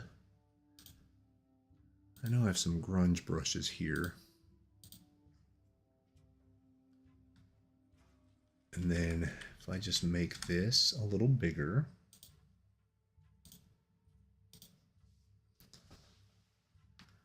if we do, let's just grab that one, go like that. Actually, before I even do this, what I should do is this. This is what I refer to as clown mapping. I heard that term in a 3D tutorial for like creating texture mapping and stuff with 3D models. And I like the idea because with clown mapping, you use insane colors to block stuff in. But really what clown mapping is if I do like this, edit fill, foreground color, boom. There's that, right? So what this is, this is basically a way that you can select the shield without selecting anything else. And yeah, it's not a perfect cut, but it doesn't matter. So really, you can just put shield shape, and you can hide it. But if I just want to paint within the shield, I'm going to lock this layer, right? Keep the transparency on, or transparency lock it. I'm going to make a new layer. And now, sure, you can clip it, but really what you can do to really go kind of buck wild, if you hold Control, I think this works in Krita as well. Maybe Clip Studio. Basically, you're just going to want to select the pixels of this layer. So I'm going to hit Control and click, and you see how it just now does the outline of the shield? Then I go on a new layer. I get kind of whatever brushes I want. So I got this grunge brush, boom. Gonna hit there, right? Gonna hit, make it a little darker. Hit that. Let me get that grunge brush. Come up here, hit that. I can also hit it kind of down here. Let me grab this, that grunge brush, hit there. That's a little clunky, but that one, hit there. Then if I grab, this is actually how I did the background, by the way. I'm going to get these Greg Rakowski brushes that I like so much. That one's a little much, but let me do that.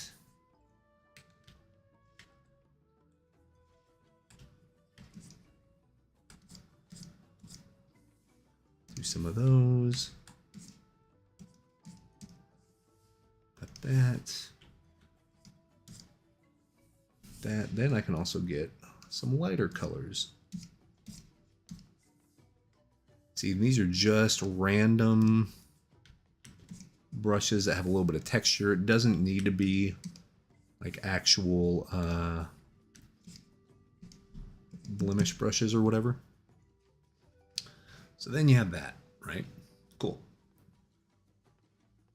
We can deselect. Now we can come over and hit like overlay. And you start getting some neat looking things. And it's only in the area of your selection, right? Because you kind of locked it in. So overlay looks fine. Soft light looks a little more subtle. So you can actually see a little bit more grain, a little bit more structure. Hard light, this looks way crazy, right? Lighten, so only stuff that lightened. Darken would only be stuff that darkened. You can do like a linear burn's tough. Linear burn does really interesting shadows, but since I used basically grayscale, it's going to just turn everything black. You can also use like vivid light, have some stuff pierce through, some soft light. Yeah, I'm thinking soft light might be our best bet. And then you can lower the opacity a little. There you go. And then I'm going to come over here with a standard brush and basically mask out what I don't want. Okay, so I like that on that part of the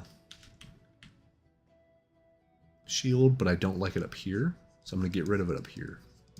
Keep that fairly good. Now these are old school like graphic design tricks that I learned way back in the day with like masking and texture brushes and all that stuff. And I haven't ever really used it on digital painting, oddly enough. But I wonder if that's a thing I should start doing. Do you know what I mean? Because now, see, that has a little different look to it. I can get the airbrush. Maybe kind of softly come over here.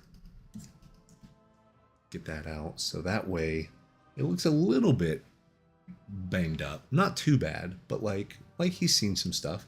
Same thing is, we can also come up here and do it here, but I wonder if we can get some decent looking texture on. So I'm going to apply layer mask.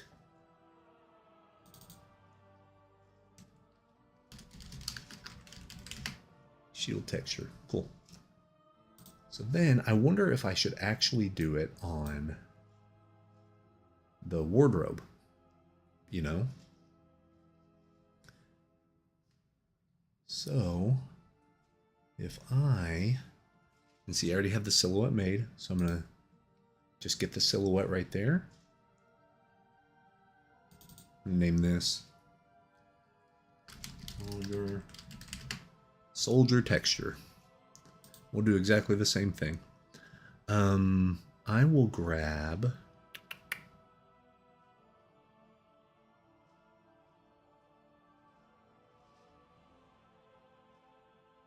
Yeah, let me do... No, not that one. Let me do Greg Rutkowski brushes. Why not? Then here's what we'll do. If my theory is correct,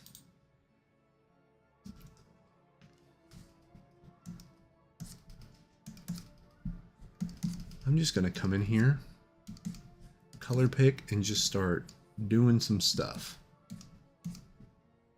Doing some of this, getting some of these in here.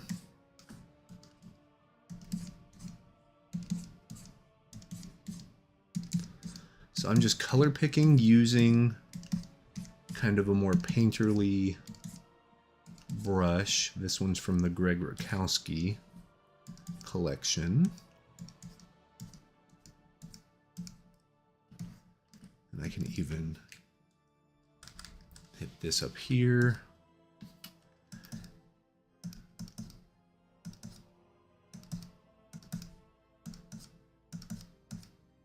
But see how we're like locked into the shape? We cannot go out of the lines, right? So we have that. But remember, lighting actually goes over any sort of other texture. So we'll have to take a look at that.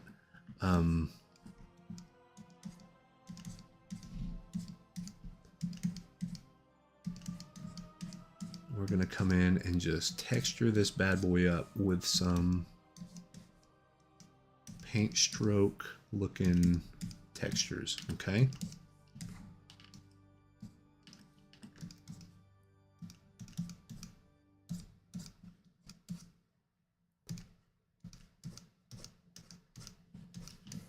Then we can play with all kinds of stuff. So we have all this, it's kind of locked in, right? So we have that. Now if we come over and select overlay, see, it's going to darken it up way too much. But let's go ahead and do soft light. It's still a little too much. Hard light. We're going to do color. Let's do... See, it doesn't quite work as well.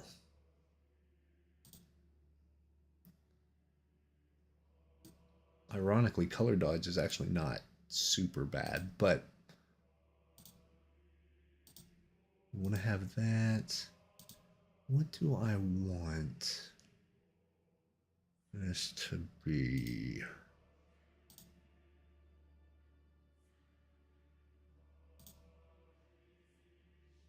Ooh, maybe, yeah, maybe like a lighten or a darken. Let me see. How does that look?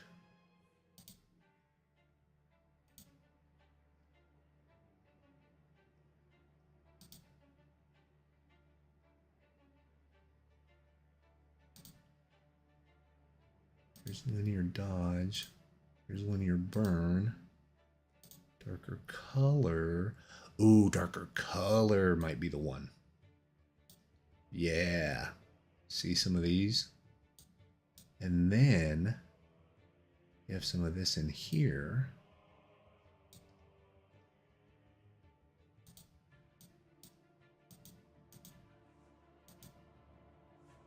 You can lower the whole thing down a little. Yeah. But see, it's giving just a little bit of that bite. A little bit of that. See, it's a little too much right here, but what you can do... Yeah, okay. So let's keep the bite kind of right here. Then what you can do is mask it, of course. Masking is a miracle. Like, it is maybe the best thing that's ever been invented for digital art. Maybe ever. And then we're going to get rid of some of these harsher... See that? So there's still a little bit of something, but it's not so toothy that it like completely overwhelms. Then we're going to do it around the highlights. Keep that real clean. Nice and pristine.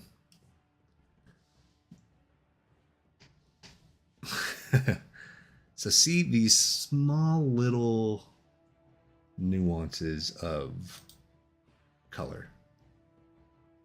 Doesn't seem like it would do a lot, but it does a whole lot to just have that built-in believability. Because I guarantee 1,000,000% that's how a lot of these textures are made. Oh, right here. Guaranteed. I would put my next 5 paychecks on it. See, kind of right here too. I mean, this cool like painterly look, a lot of times, yeah, it's just doing texture, doing a different color blending layer, masking what you don't need. You know? Oh, that one's so good. This one, a vast majority of it was just painted. I don't think he used that texture trick on anything here.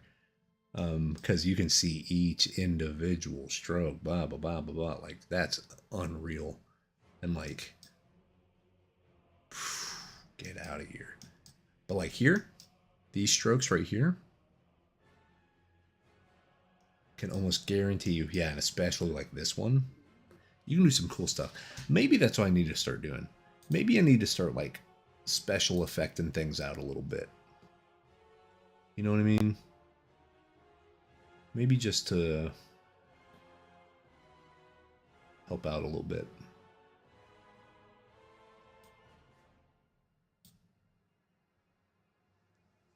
Yeah, right. Like, he has some stories to tell, you know?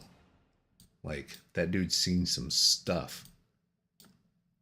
And, of course, then you can come back in, like, later here and be like, okay, I want to do some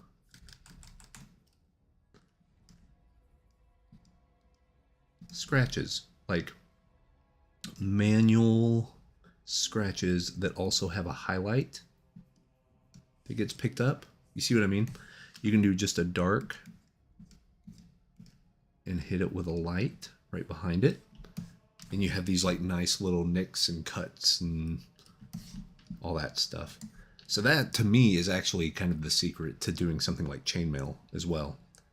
Is you do like this big texture pass and then you come in and on each like little individual one, like right over here, maybe you can go like this and almost like fool your audience into thinking, man, look at all that texture and that detail, and but there's not really all that much. See what I mean? Like now I'm just kind of breaking the flow of those shapes. And to me it actually reads better. It's reading more like chainmail.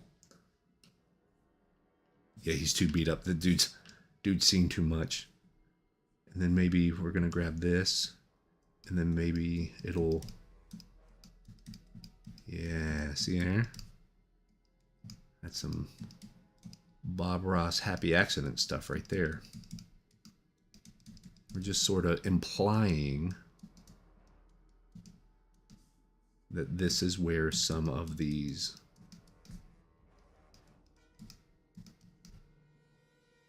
lights are getting caught.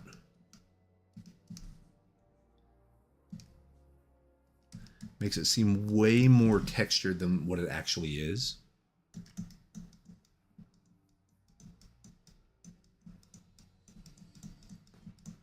And then, yeah, maybe we can add a little bit of noise right there. A little bit of something, something right there. I'm going to grab a real sharp brush and do this outline. Because I'm thinking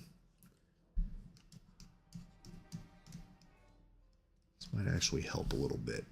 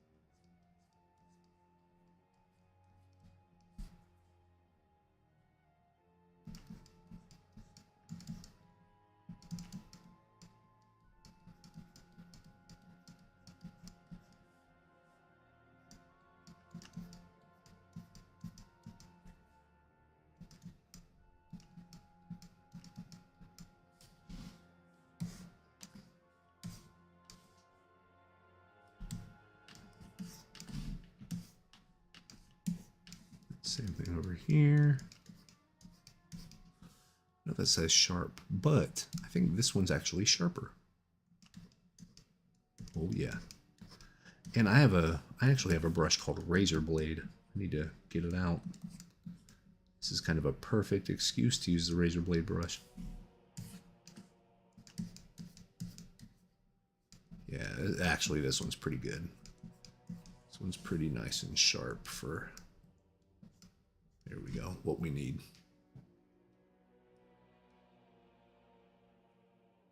And then like here,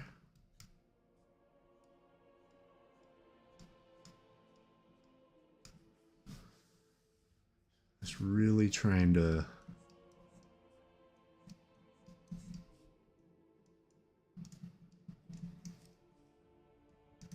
sell that.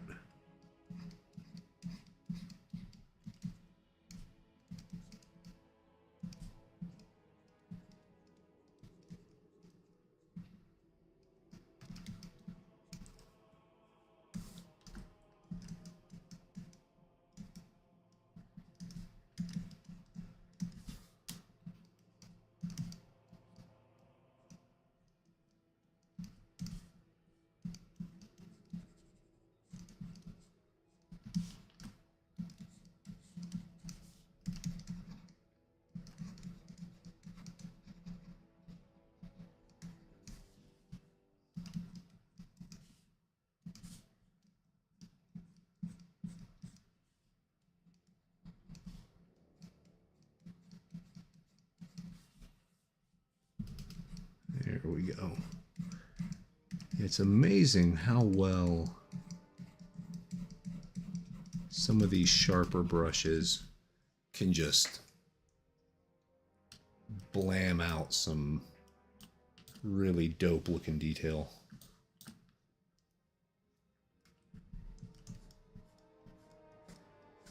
So if I like hit this here, right?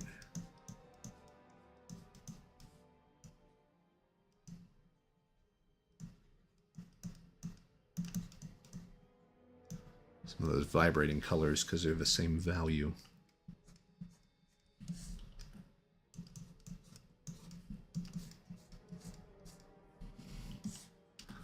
And actually,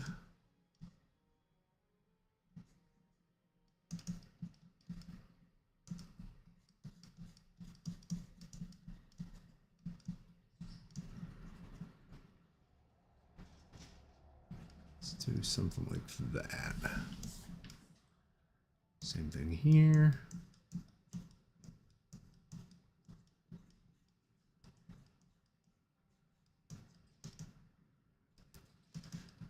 Sharpen it around there, cool.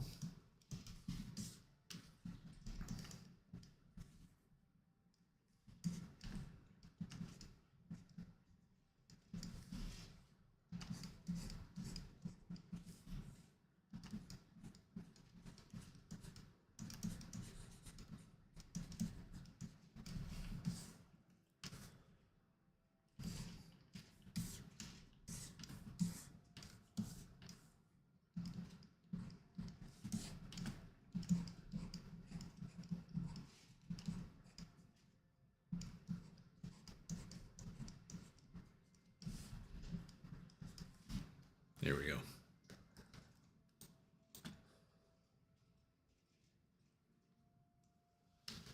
Yeah, it's getting there, right?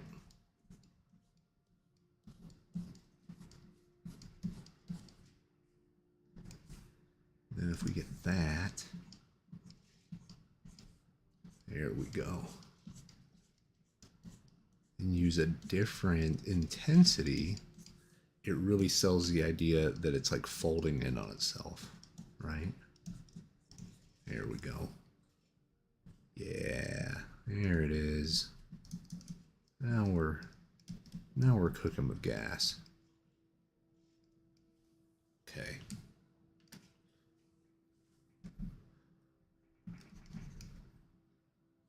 Still feels a little off, but it's way better than it was. We have that.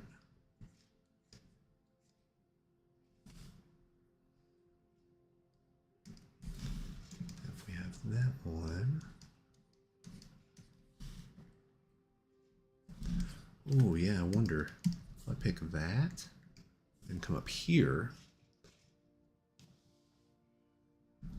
will this completely break down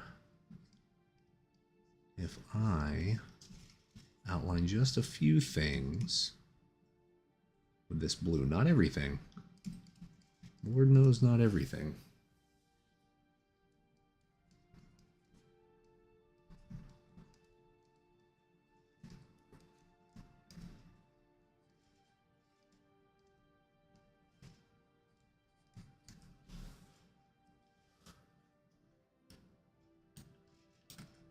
Is that too much?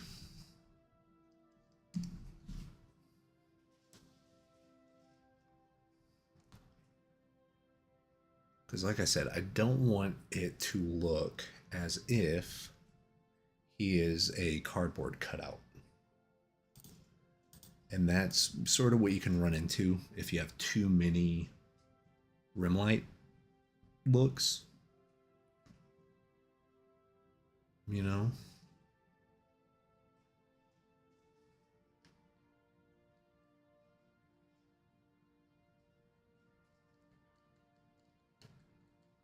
So what I'll do, I'll keep those. That's fine.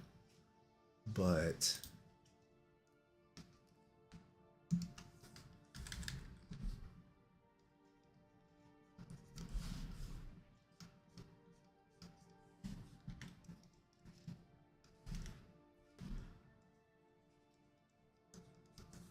let's kind of do that.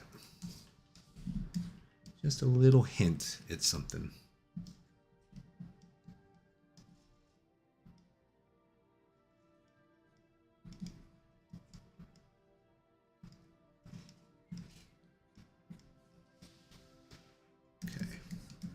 I know we talked about tattering and stuff, but I actually don't think we need it anymore. Because we got what we needed out of adding some texture and...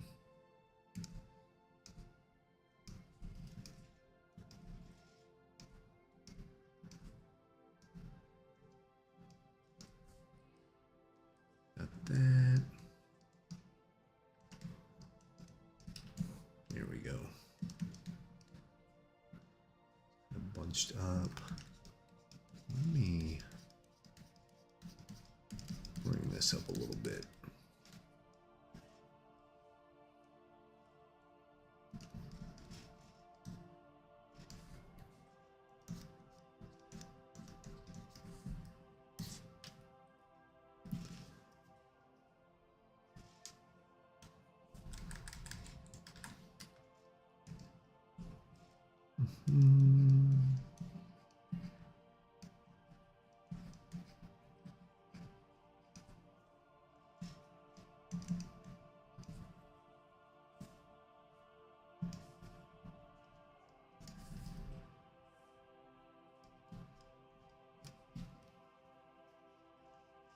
No.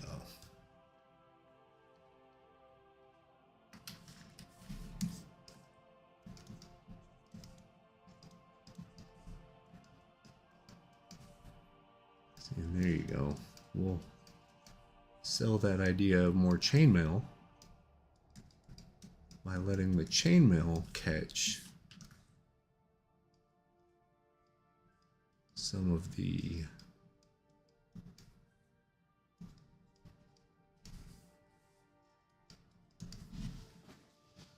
kind of... Yes, this would absolutely be blue.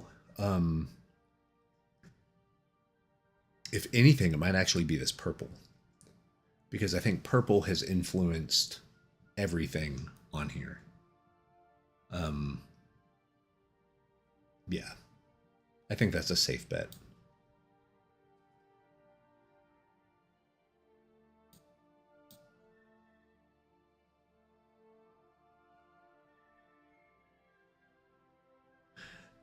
Because, and yeah, and that might actually be why this yellow, the warm rim light, actually works really well, is the rest of it is toned by that purple. So then you have yourself a nice yellow to like contrast that, you know, magenta look. Yeah. that makes sense. You know, the theory is sound. But yes, I would say that is primarily a cool tone piece. Your purples are doing a lot of the work.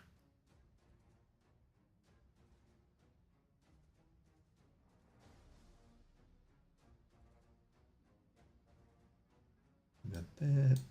Cool. All right. I think we might be done with that one. What we can do, and this is a thing to finalize. So if you ever wonder how some artwork looks more cinematic than others, here is the best way to get that look. Make a new layer, fill it with black.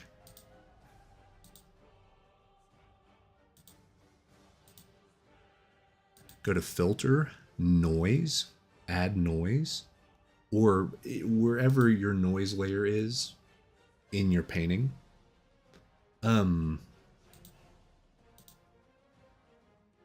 I do a uniform distribution. There's also Gaussian. Gaussian's a little more intense. It's a little more crazy. But if you do uniform, the amount I actually think is kind of high.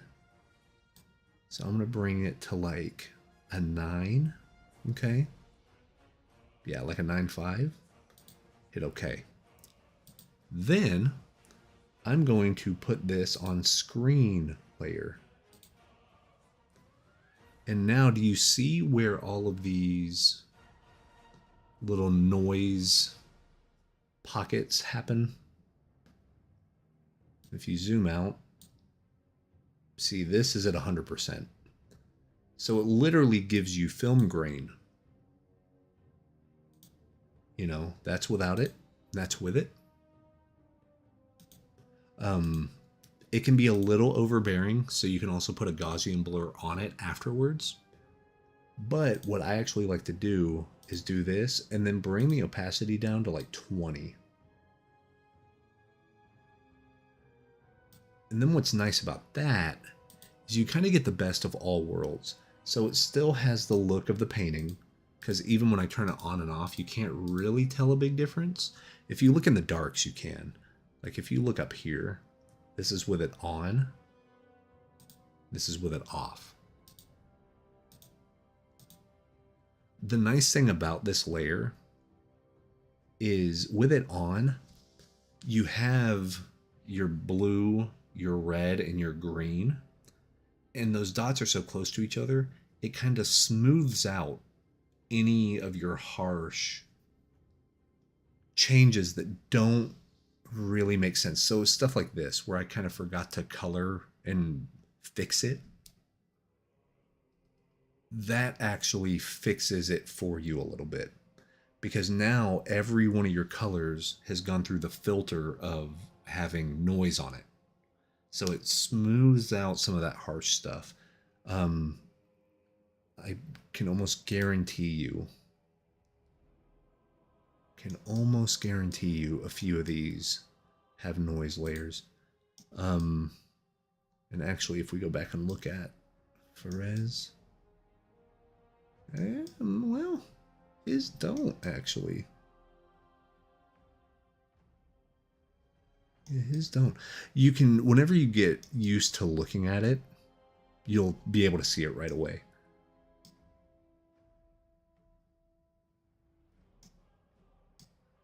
So Craig Mullins does sometimes. I think he did here on this one.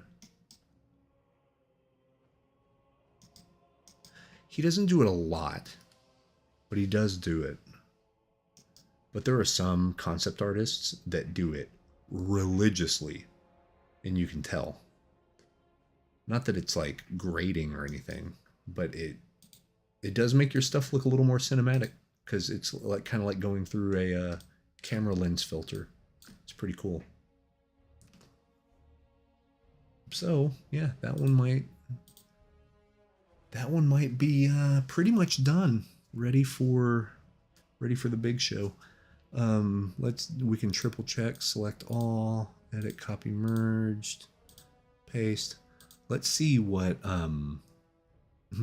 let's see what Photoshop says I should fix. So auto tone.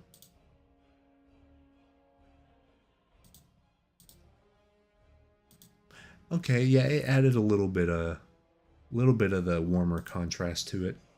That's actually not a bad idea. All right, you might use that. Image auto contrast. Darkened it a little bit. Do I like that?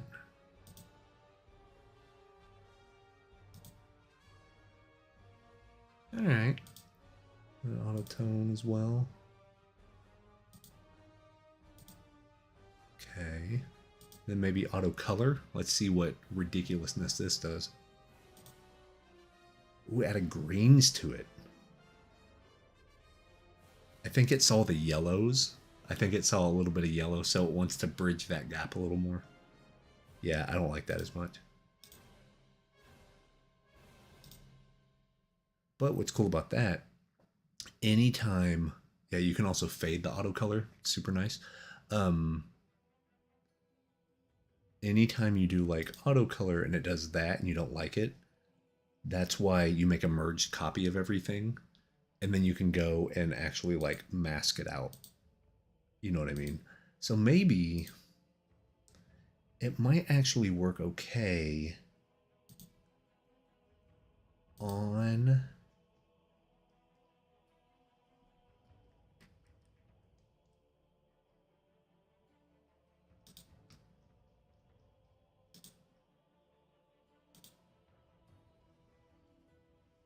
him.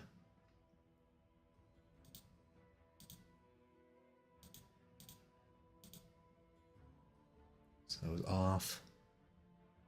Oh, so this is every change is just on him.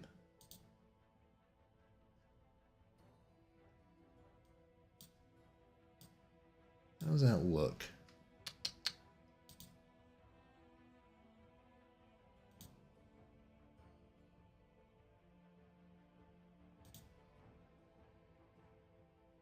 Do I like that or not?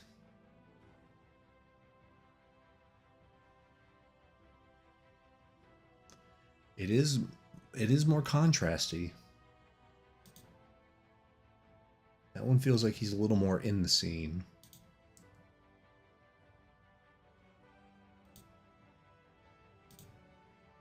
Then of course we can just come in here and like split the difference a little.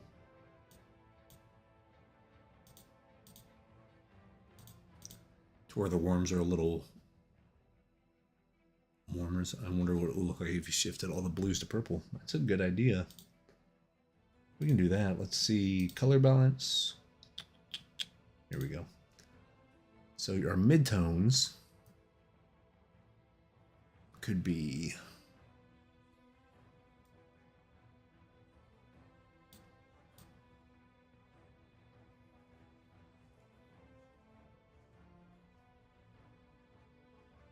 do something like that. Really crank out the purples. You know. And then what you can do with your highlights, hit those with cyan, bring in the blues a little. Don't really have to even touch the greens, but on our shadows,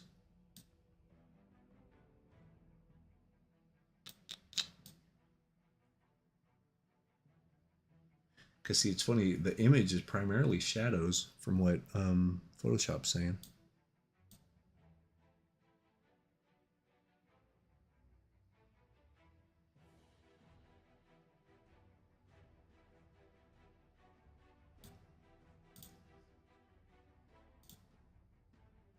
So here's where it was.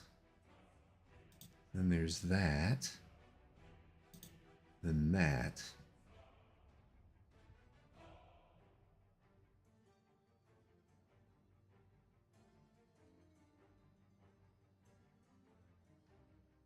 So do I like this? Select all. Edit. Oh. Edit. Copy merged.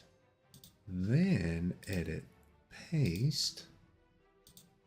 Let me Get rid of those. So here's after the adjustments. Here's before the adjustments. I think it is a little more vibrant now.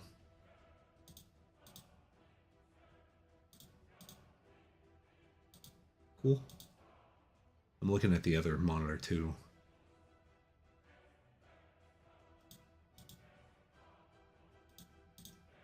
Yeah, I might keep those changes actually. That's not bad.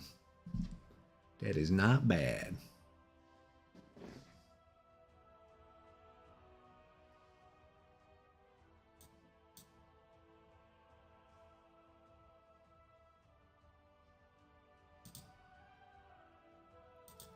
We're going to save.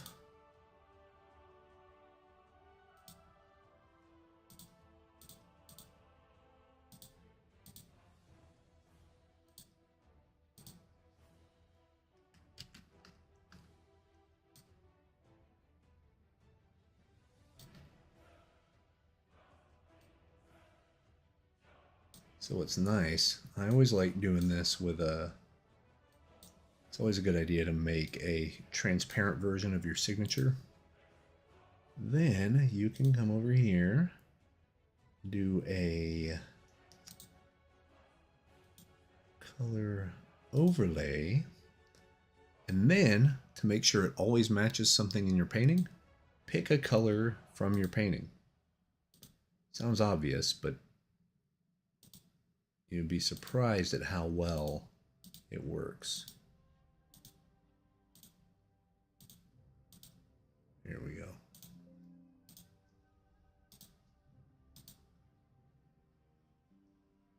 Do that. Bam. And I always make it to where my signature, if you're looking at the piece, the signature never gets in the way. It never like grabs all of your attention. Because if you have it at 100, it's easy to like, what's down here? But then if you lower it a little bit, the image is more important, you know?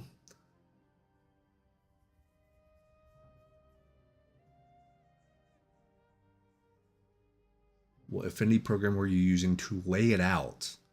So you mean lay it out within the confines of like a book?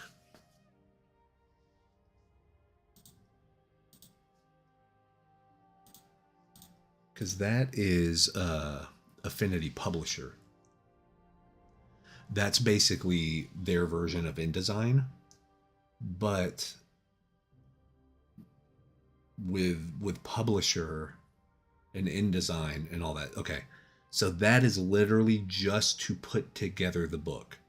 So the painting itself, I did on in a mix of Clip Studio, and I started in Rebelle to get the nice texture and whatever. But yeah, I would say if you're looking to make like book cover stuff, just use a Photoshop. You could use Affinity. Let's see, which one is it? Affinity Photo is the Photoshop clone. So like, it's basically like Photoshop. But Publisher is literally made to handle page to page, like pagination. Like, is your book going to be printed front, back, left, right? Like, that's what that is. That is literally only used to set up the interior stuff and the formatting, table of contents, linking to stuff. That's what that is. But if you want to design it, use Clip, use Krita, use anything else besides, because you can make really anything in Photoshop. Or Clip doesn't have the greatest text tools, I will say. So Affinity Photo is better for that type of thing. But like, do I have it installed? Affinity Photo 2, yeah. I'll open up Affinity Photo real quick. So you can see that the layout's like verbatim. I'm gonna say not now.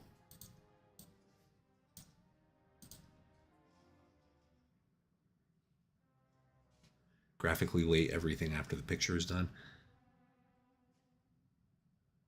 So I would still say something like this, like a Affinity Photo would be better, because you can do like new and see this has, oh, I want to make something for print and it's press ready. So A3, A4, A5, A6, your letter, legal, ledger, your B's, you can make any sort of custom document. This is basically Photoshop, like verbatim.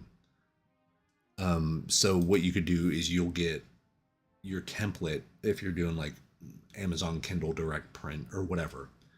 You get that and they're going to send you a Photoshop template. Literally, it's going to be a PSD file, almost verbatim. And it's going to be like, okay, because of how many pages your book is, plus the width of it, plus this, the spine is this big, so we mark it out with the bleeds. And basically you have that template, you design everything on that template, hide the template, send it in, and then they print it. So yes, I would say a Photoshop, Affinity Photo, Clip, Krita, anything that works well with text, you can do it. If it gives you shapes and it gives you text, yes. Because then you'll just layer the artwork and then put your boxes or whatever and then your text on top, then send that in. But a publisher is specifically for page layout. Like, what is the structure of my book? But the nice thing about it, publisher, InDesign, all that stuff, is you can be working on a painting, and let's say you're 200 pages into your book and you're making an art book, and you go back and you want to edit something, one of the paintings that's already in the book. Like you already have the file set up and it's already in the book. Well, if it's linked to the working file, meaning if you're literally, you have it displaying the PSD file, which you should, or whatever your layers are, if you make an update and save that in Photoshop or whatever, it automatically updates in Publisher. So you don't have to go and re-put in stuff. No, it's fine. It's anything design-wise, use Photoshop, use Affinity Photo. The Affinity also has a thing for vector graphics, which you can use, but I'm not a vector person, so I would just say use the stuff you already got. Because if it can handle font, you can do whatever. So yeah, I mean, perfect examples, like let's say I want to open this, and this is just going to be in Affinity. Let's do desktop, new style, boom. So it might take it a second to open this. I haven't opened anything in Affinity in forever. Okay, so we're here in Affinity. Let's say we wanted to make it a book cover, and like this is the top part of a book cover or whatever. God, I haven't used this in so long. I don't know where anything is. Flood tool, color picker, paint mixer brush, erase tool. There should be shapes. Okay, so like a rectangle tool. So you can do a fill and a stroke. So you can be like, all right, I'm going to do this. And then I'm going to put in my text, but I'm going to fling this way. Because I saw some of the, edit, undo. I saw some of the other covers you were looking at. So you could do something like that. And then you grab whatever your artistic text tool is. I like that it's called artistic text tool. That's silly. Do like this size type thing, and then be like, oh, let's see, he would be a herald. So yeah, sure, the herald. And then you pick whatever font.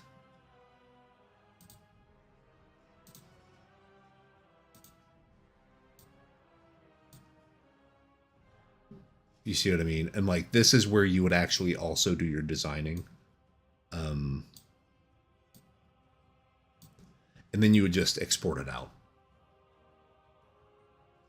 So like, because programs like this, programs like Affinity Photo or Photoshop or like Clip can do it, Krita can do it. The thing is, their text isn't very fast. You can put text on there, but any sort of like text actions or special effects or glossy looks and stuff, it's way harder to do in those. stuff like Photoshop is literally built for it.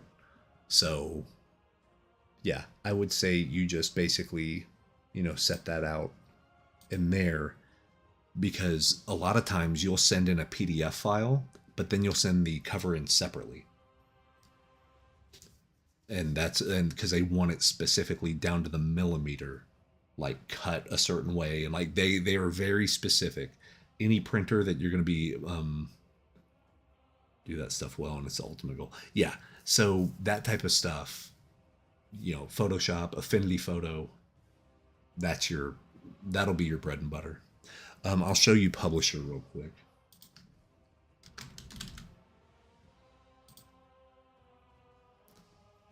So yeah, a little behind the scenes of my other project I'm working on.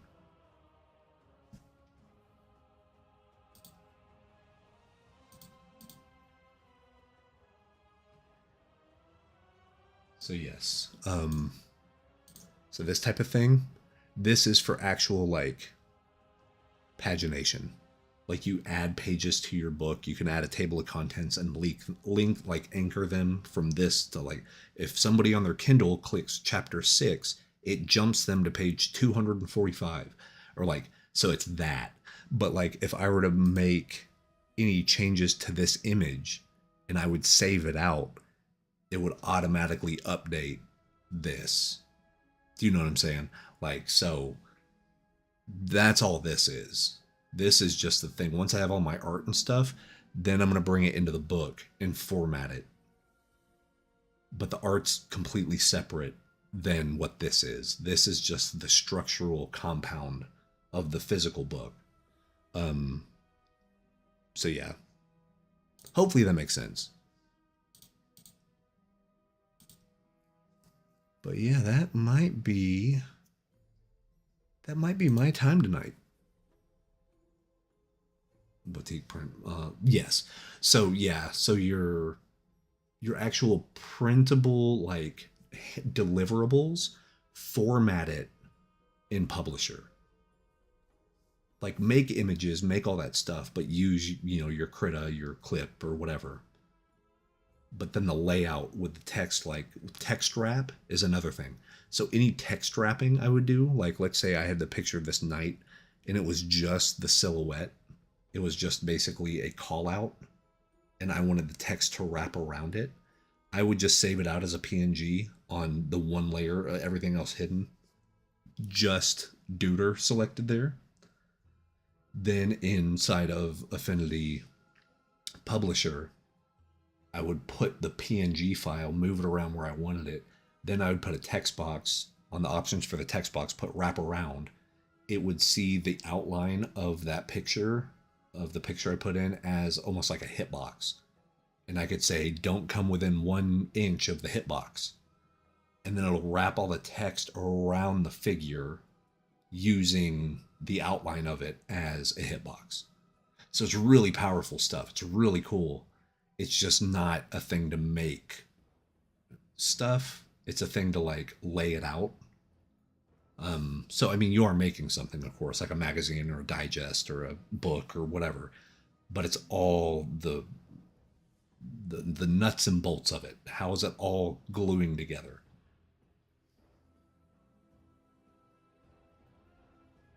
All right, yeah, I think this one's done. I am gonna do a little bit on the buckle. I'm noticing the buckle's a little off as far as the value is. I'm gonna darken it a little, maybe give it some more form.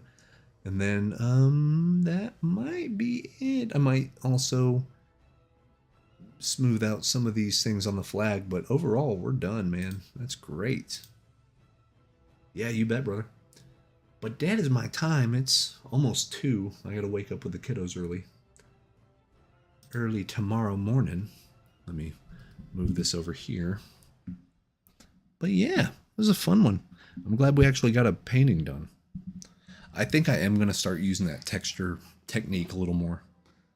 Kind of make a painting and then come in with some crazy texture and brush strokes and stuff, and then change the blending mode and then use that to paint on top of. It's almost like photo bashing in a way. But instead of using photos, you're using paint brushes and putting all your paint strokes in and then kind of manipulating it that way. yeah, I think next time we might do the material studies, or what we might actually do is the learn how to ink, learn how to do some digital inking, which is, I don't think I'm ready, but we'll figure it out. Any recommend any sci-fi books or series? Yes. So Leviathan Wakes. It's called The Expanse. It was made into a TV show. An amazing series. Well, it's funny, we talked about it earlier today, but Altered Carbon has a trilogy of books. I think it's Altered Carbon, Woken Furies, and Broken Angels.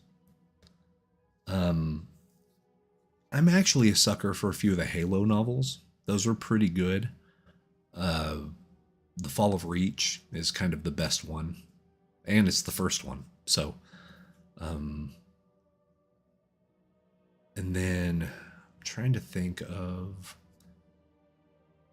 I mean, I'm obsessed with Do Androids Dream of Electric Sheep, also called Blade Runner. It's a big one. Any Philip K. Dick. You're not like Isaac Asimov, Philip K. Dick, William Gibson. You'll be fine. You'll be well taken care of.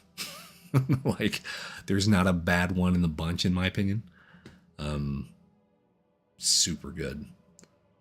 But yeah, I do really like the some of the Halo books. Trying to think of anything else. If you want manga, Ghost in the Shell, of course. Akira is also really, really, really good, but it's very long.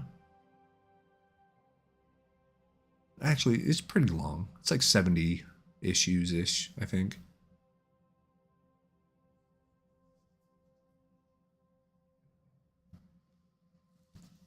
Follow the early talk. Oh, yeah, for like good cyberpunk stuff, yeah. Altered Carbon is like... That's a very good way to know if you're going to be into it. Yeah, you bet. And then fantasy books, I could recommend a bazillion.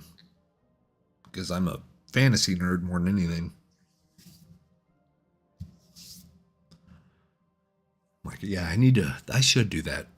Maybe on the YouTube channel one time, is do like book recommendations. I mean, my wife's a very avid reader.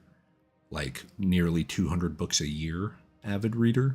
So we could recommend some stuff.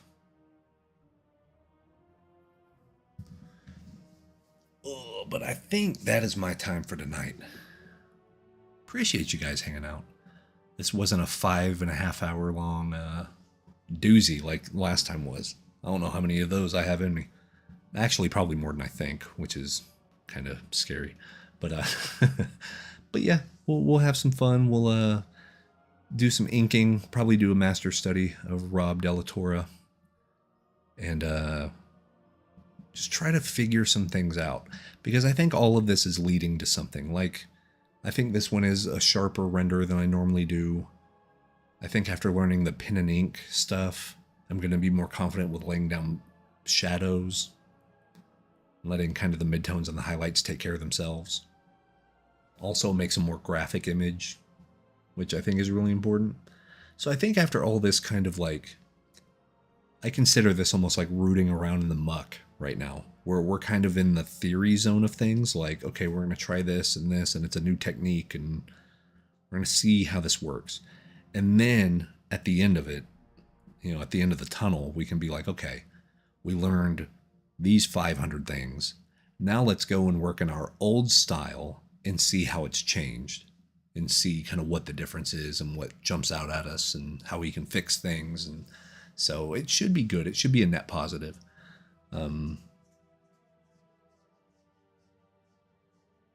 I've heard Dave Gemmel's really good.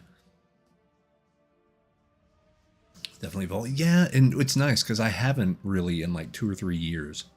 And I've been working for 5 years. I've been pro for 5. So it's kind of nice to be like, okay, I'm starting to notice different things now.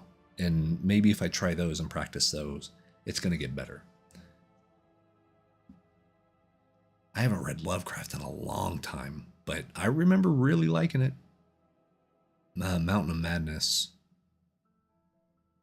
was, I think, the one I liked the best. He had a great understanding of like writing things that made you kind of double take. I think that's what made it actually kind of scary is you're like, did I understand this right?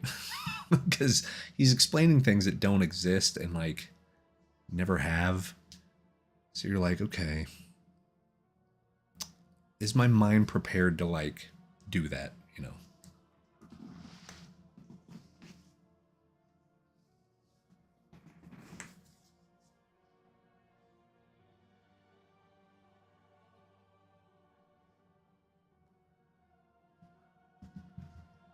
Yeah, let me set this up. I'm going to bring up my old iTunes here. Dude, he did some of those Conan books, man. Some of those got kind of crazy. I need to go back and like, I have a few of them. I have a little anthology, Conan the Barbarian anthology.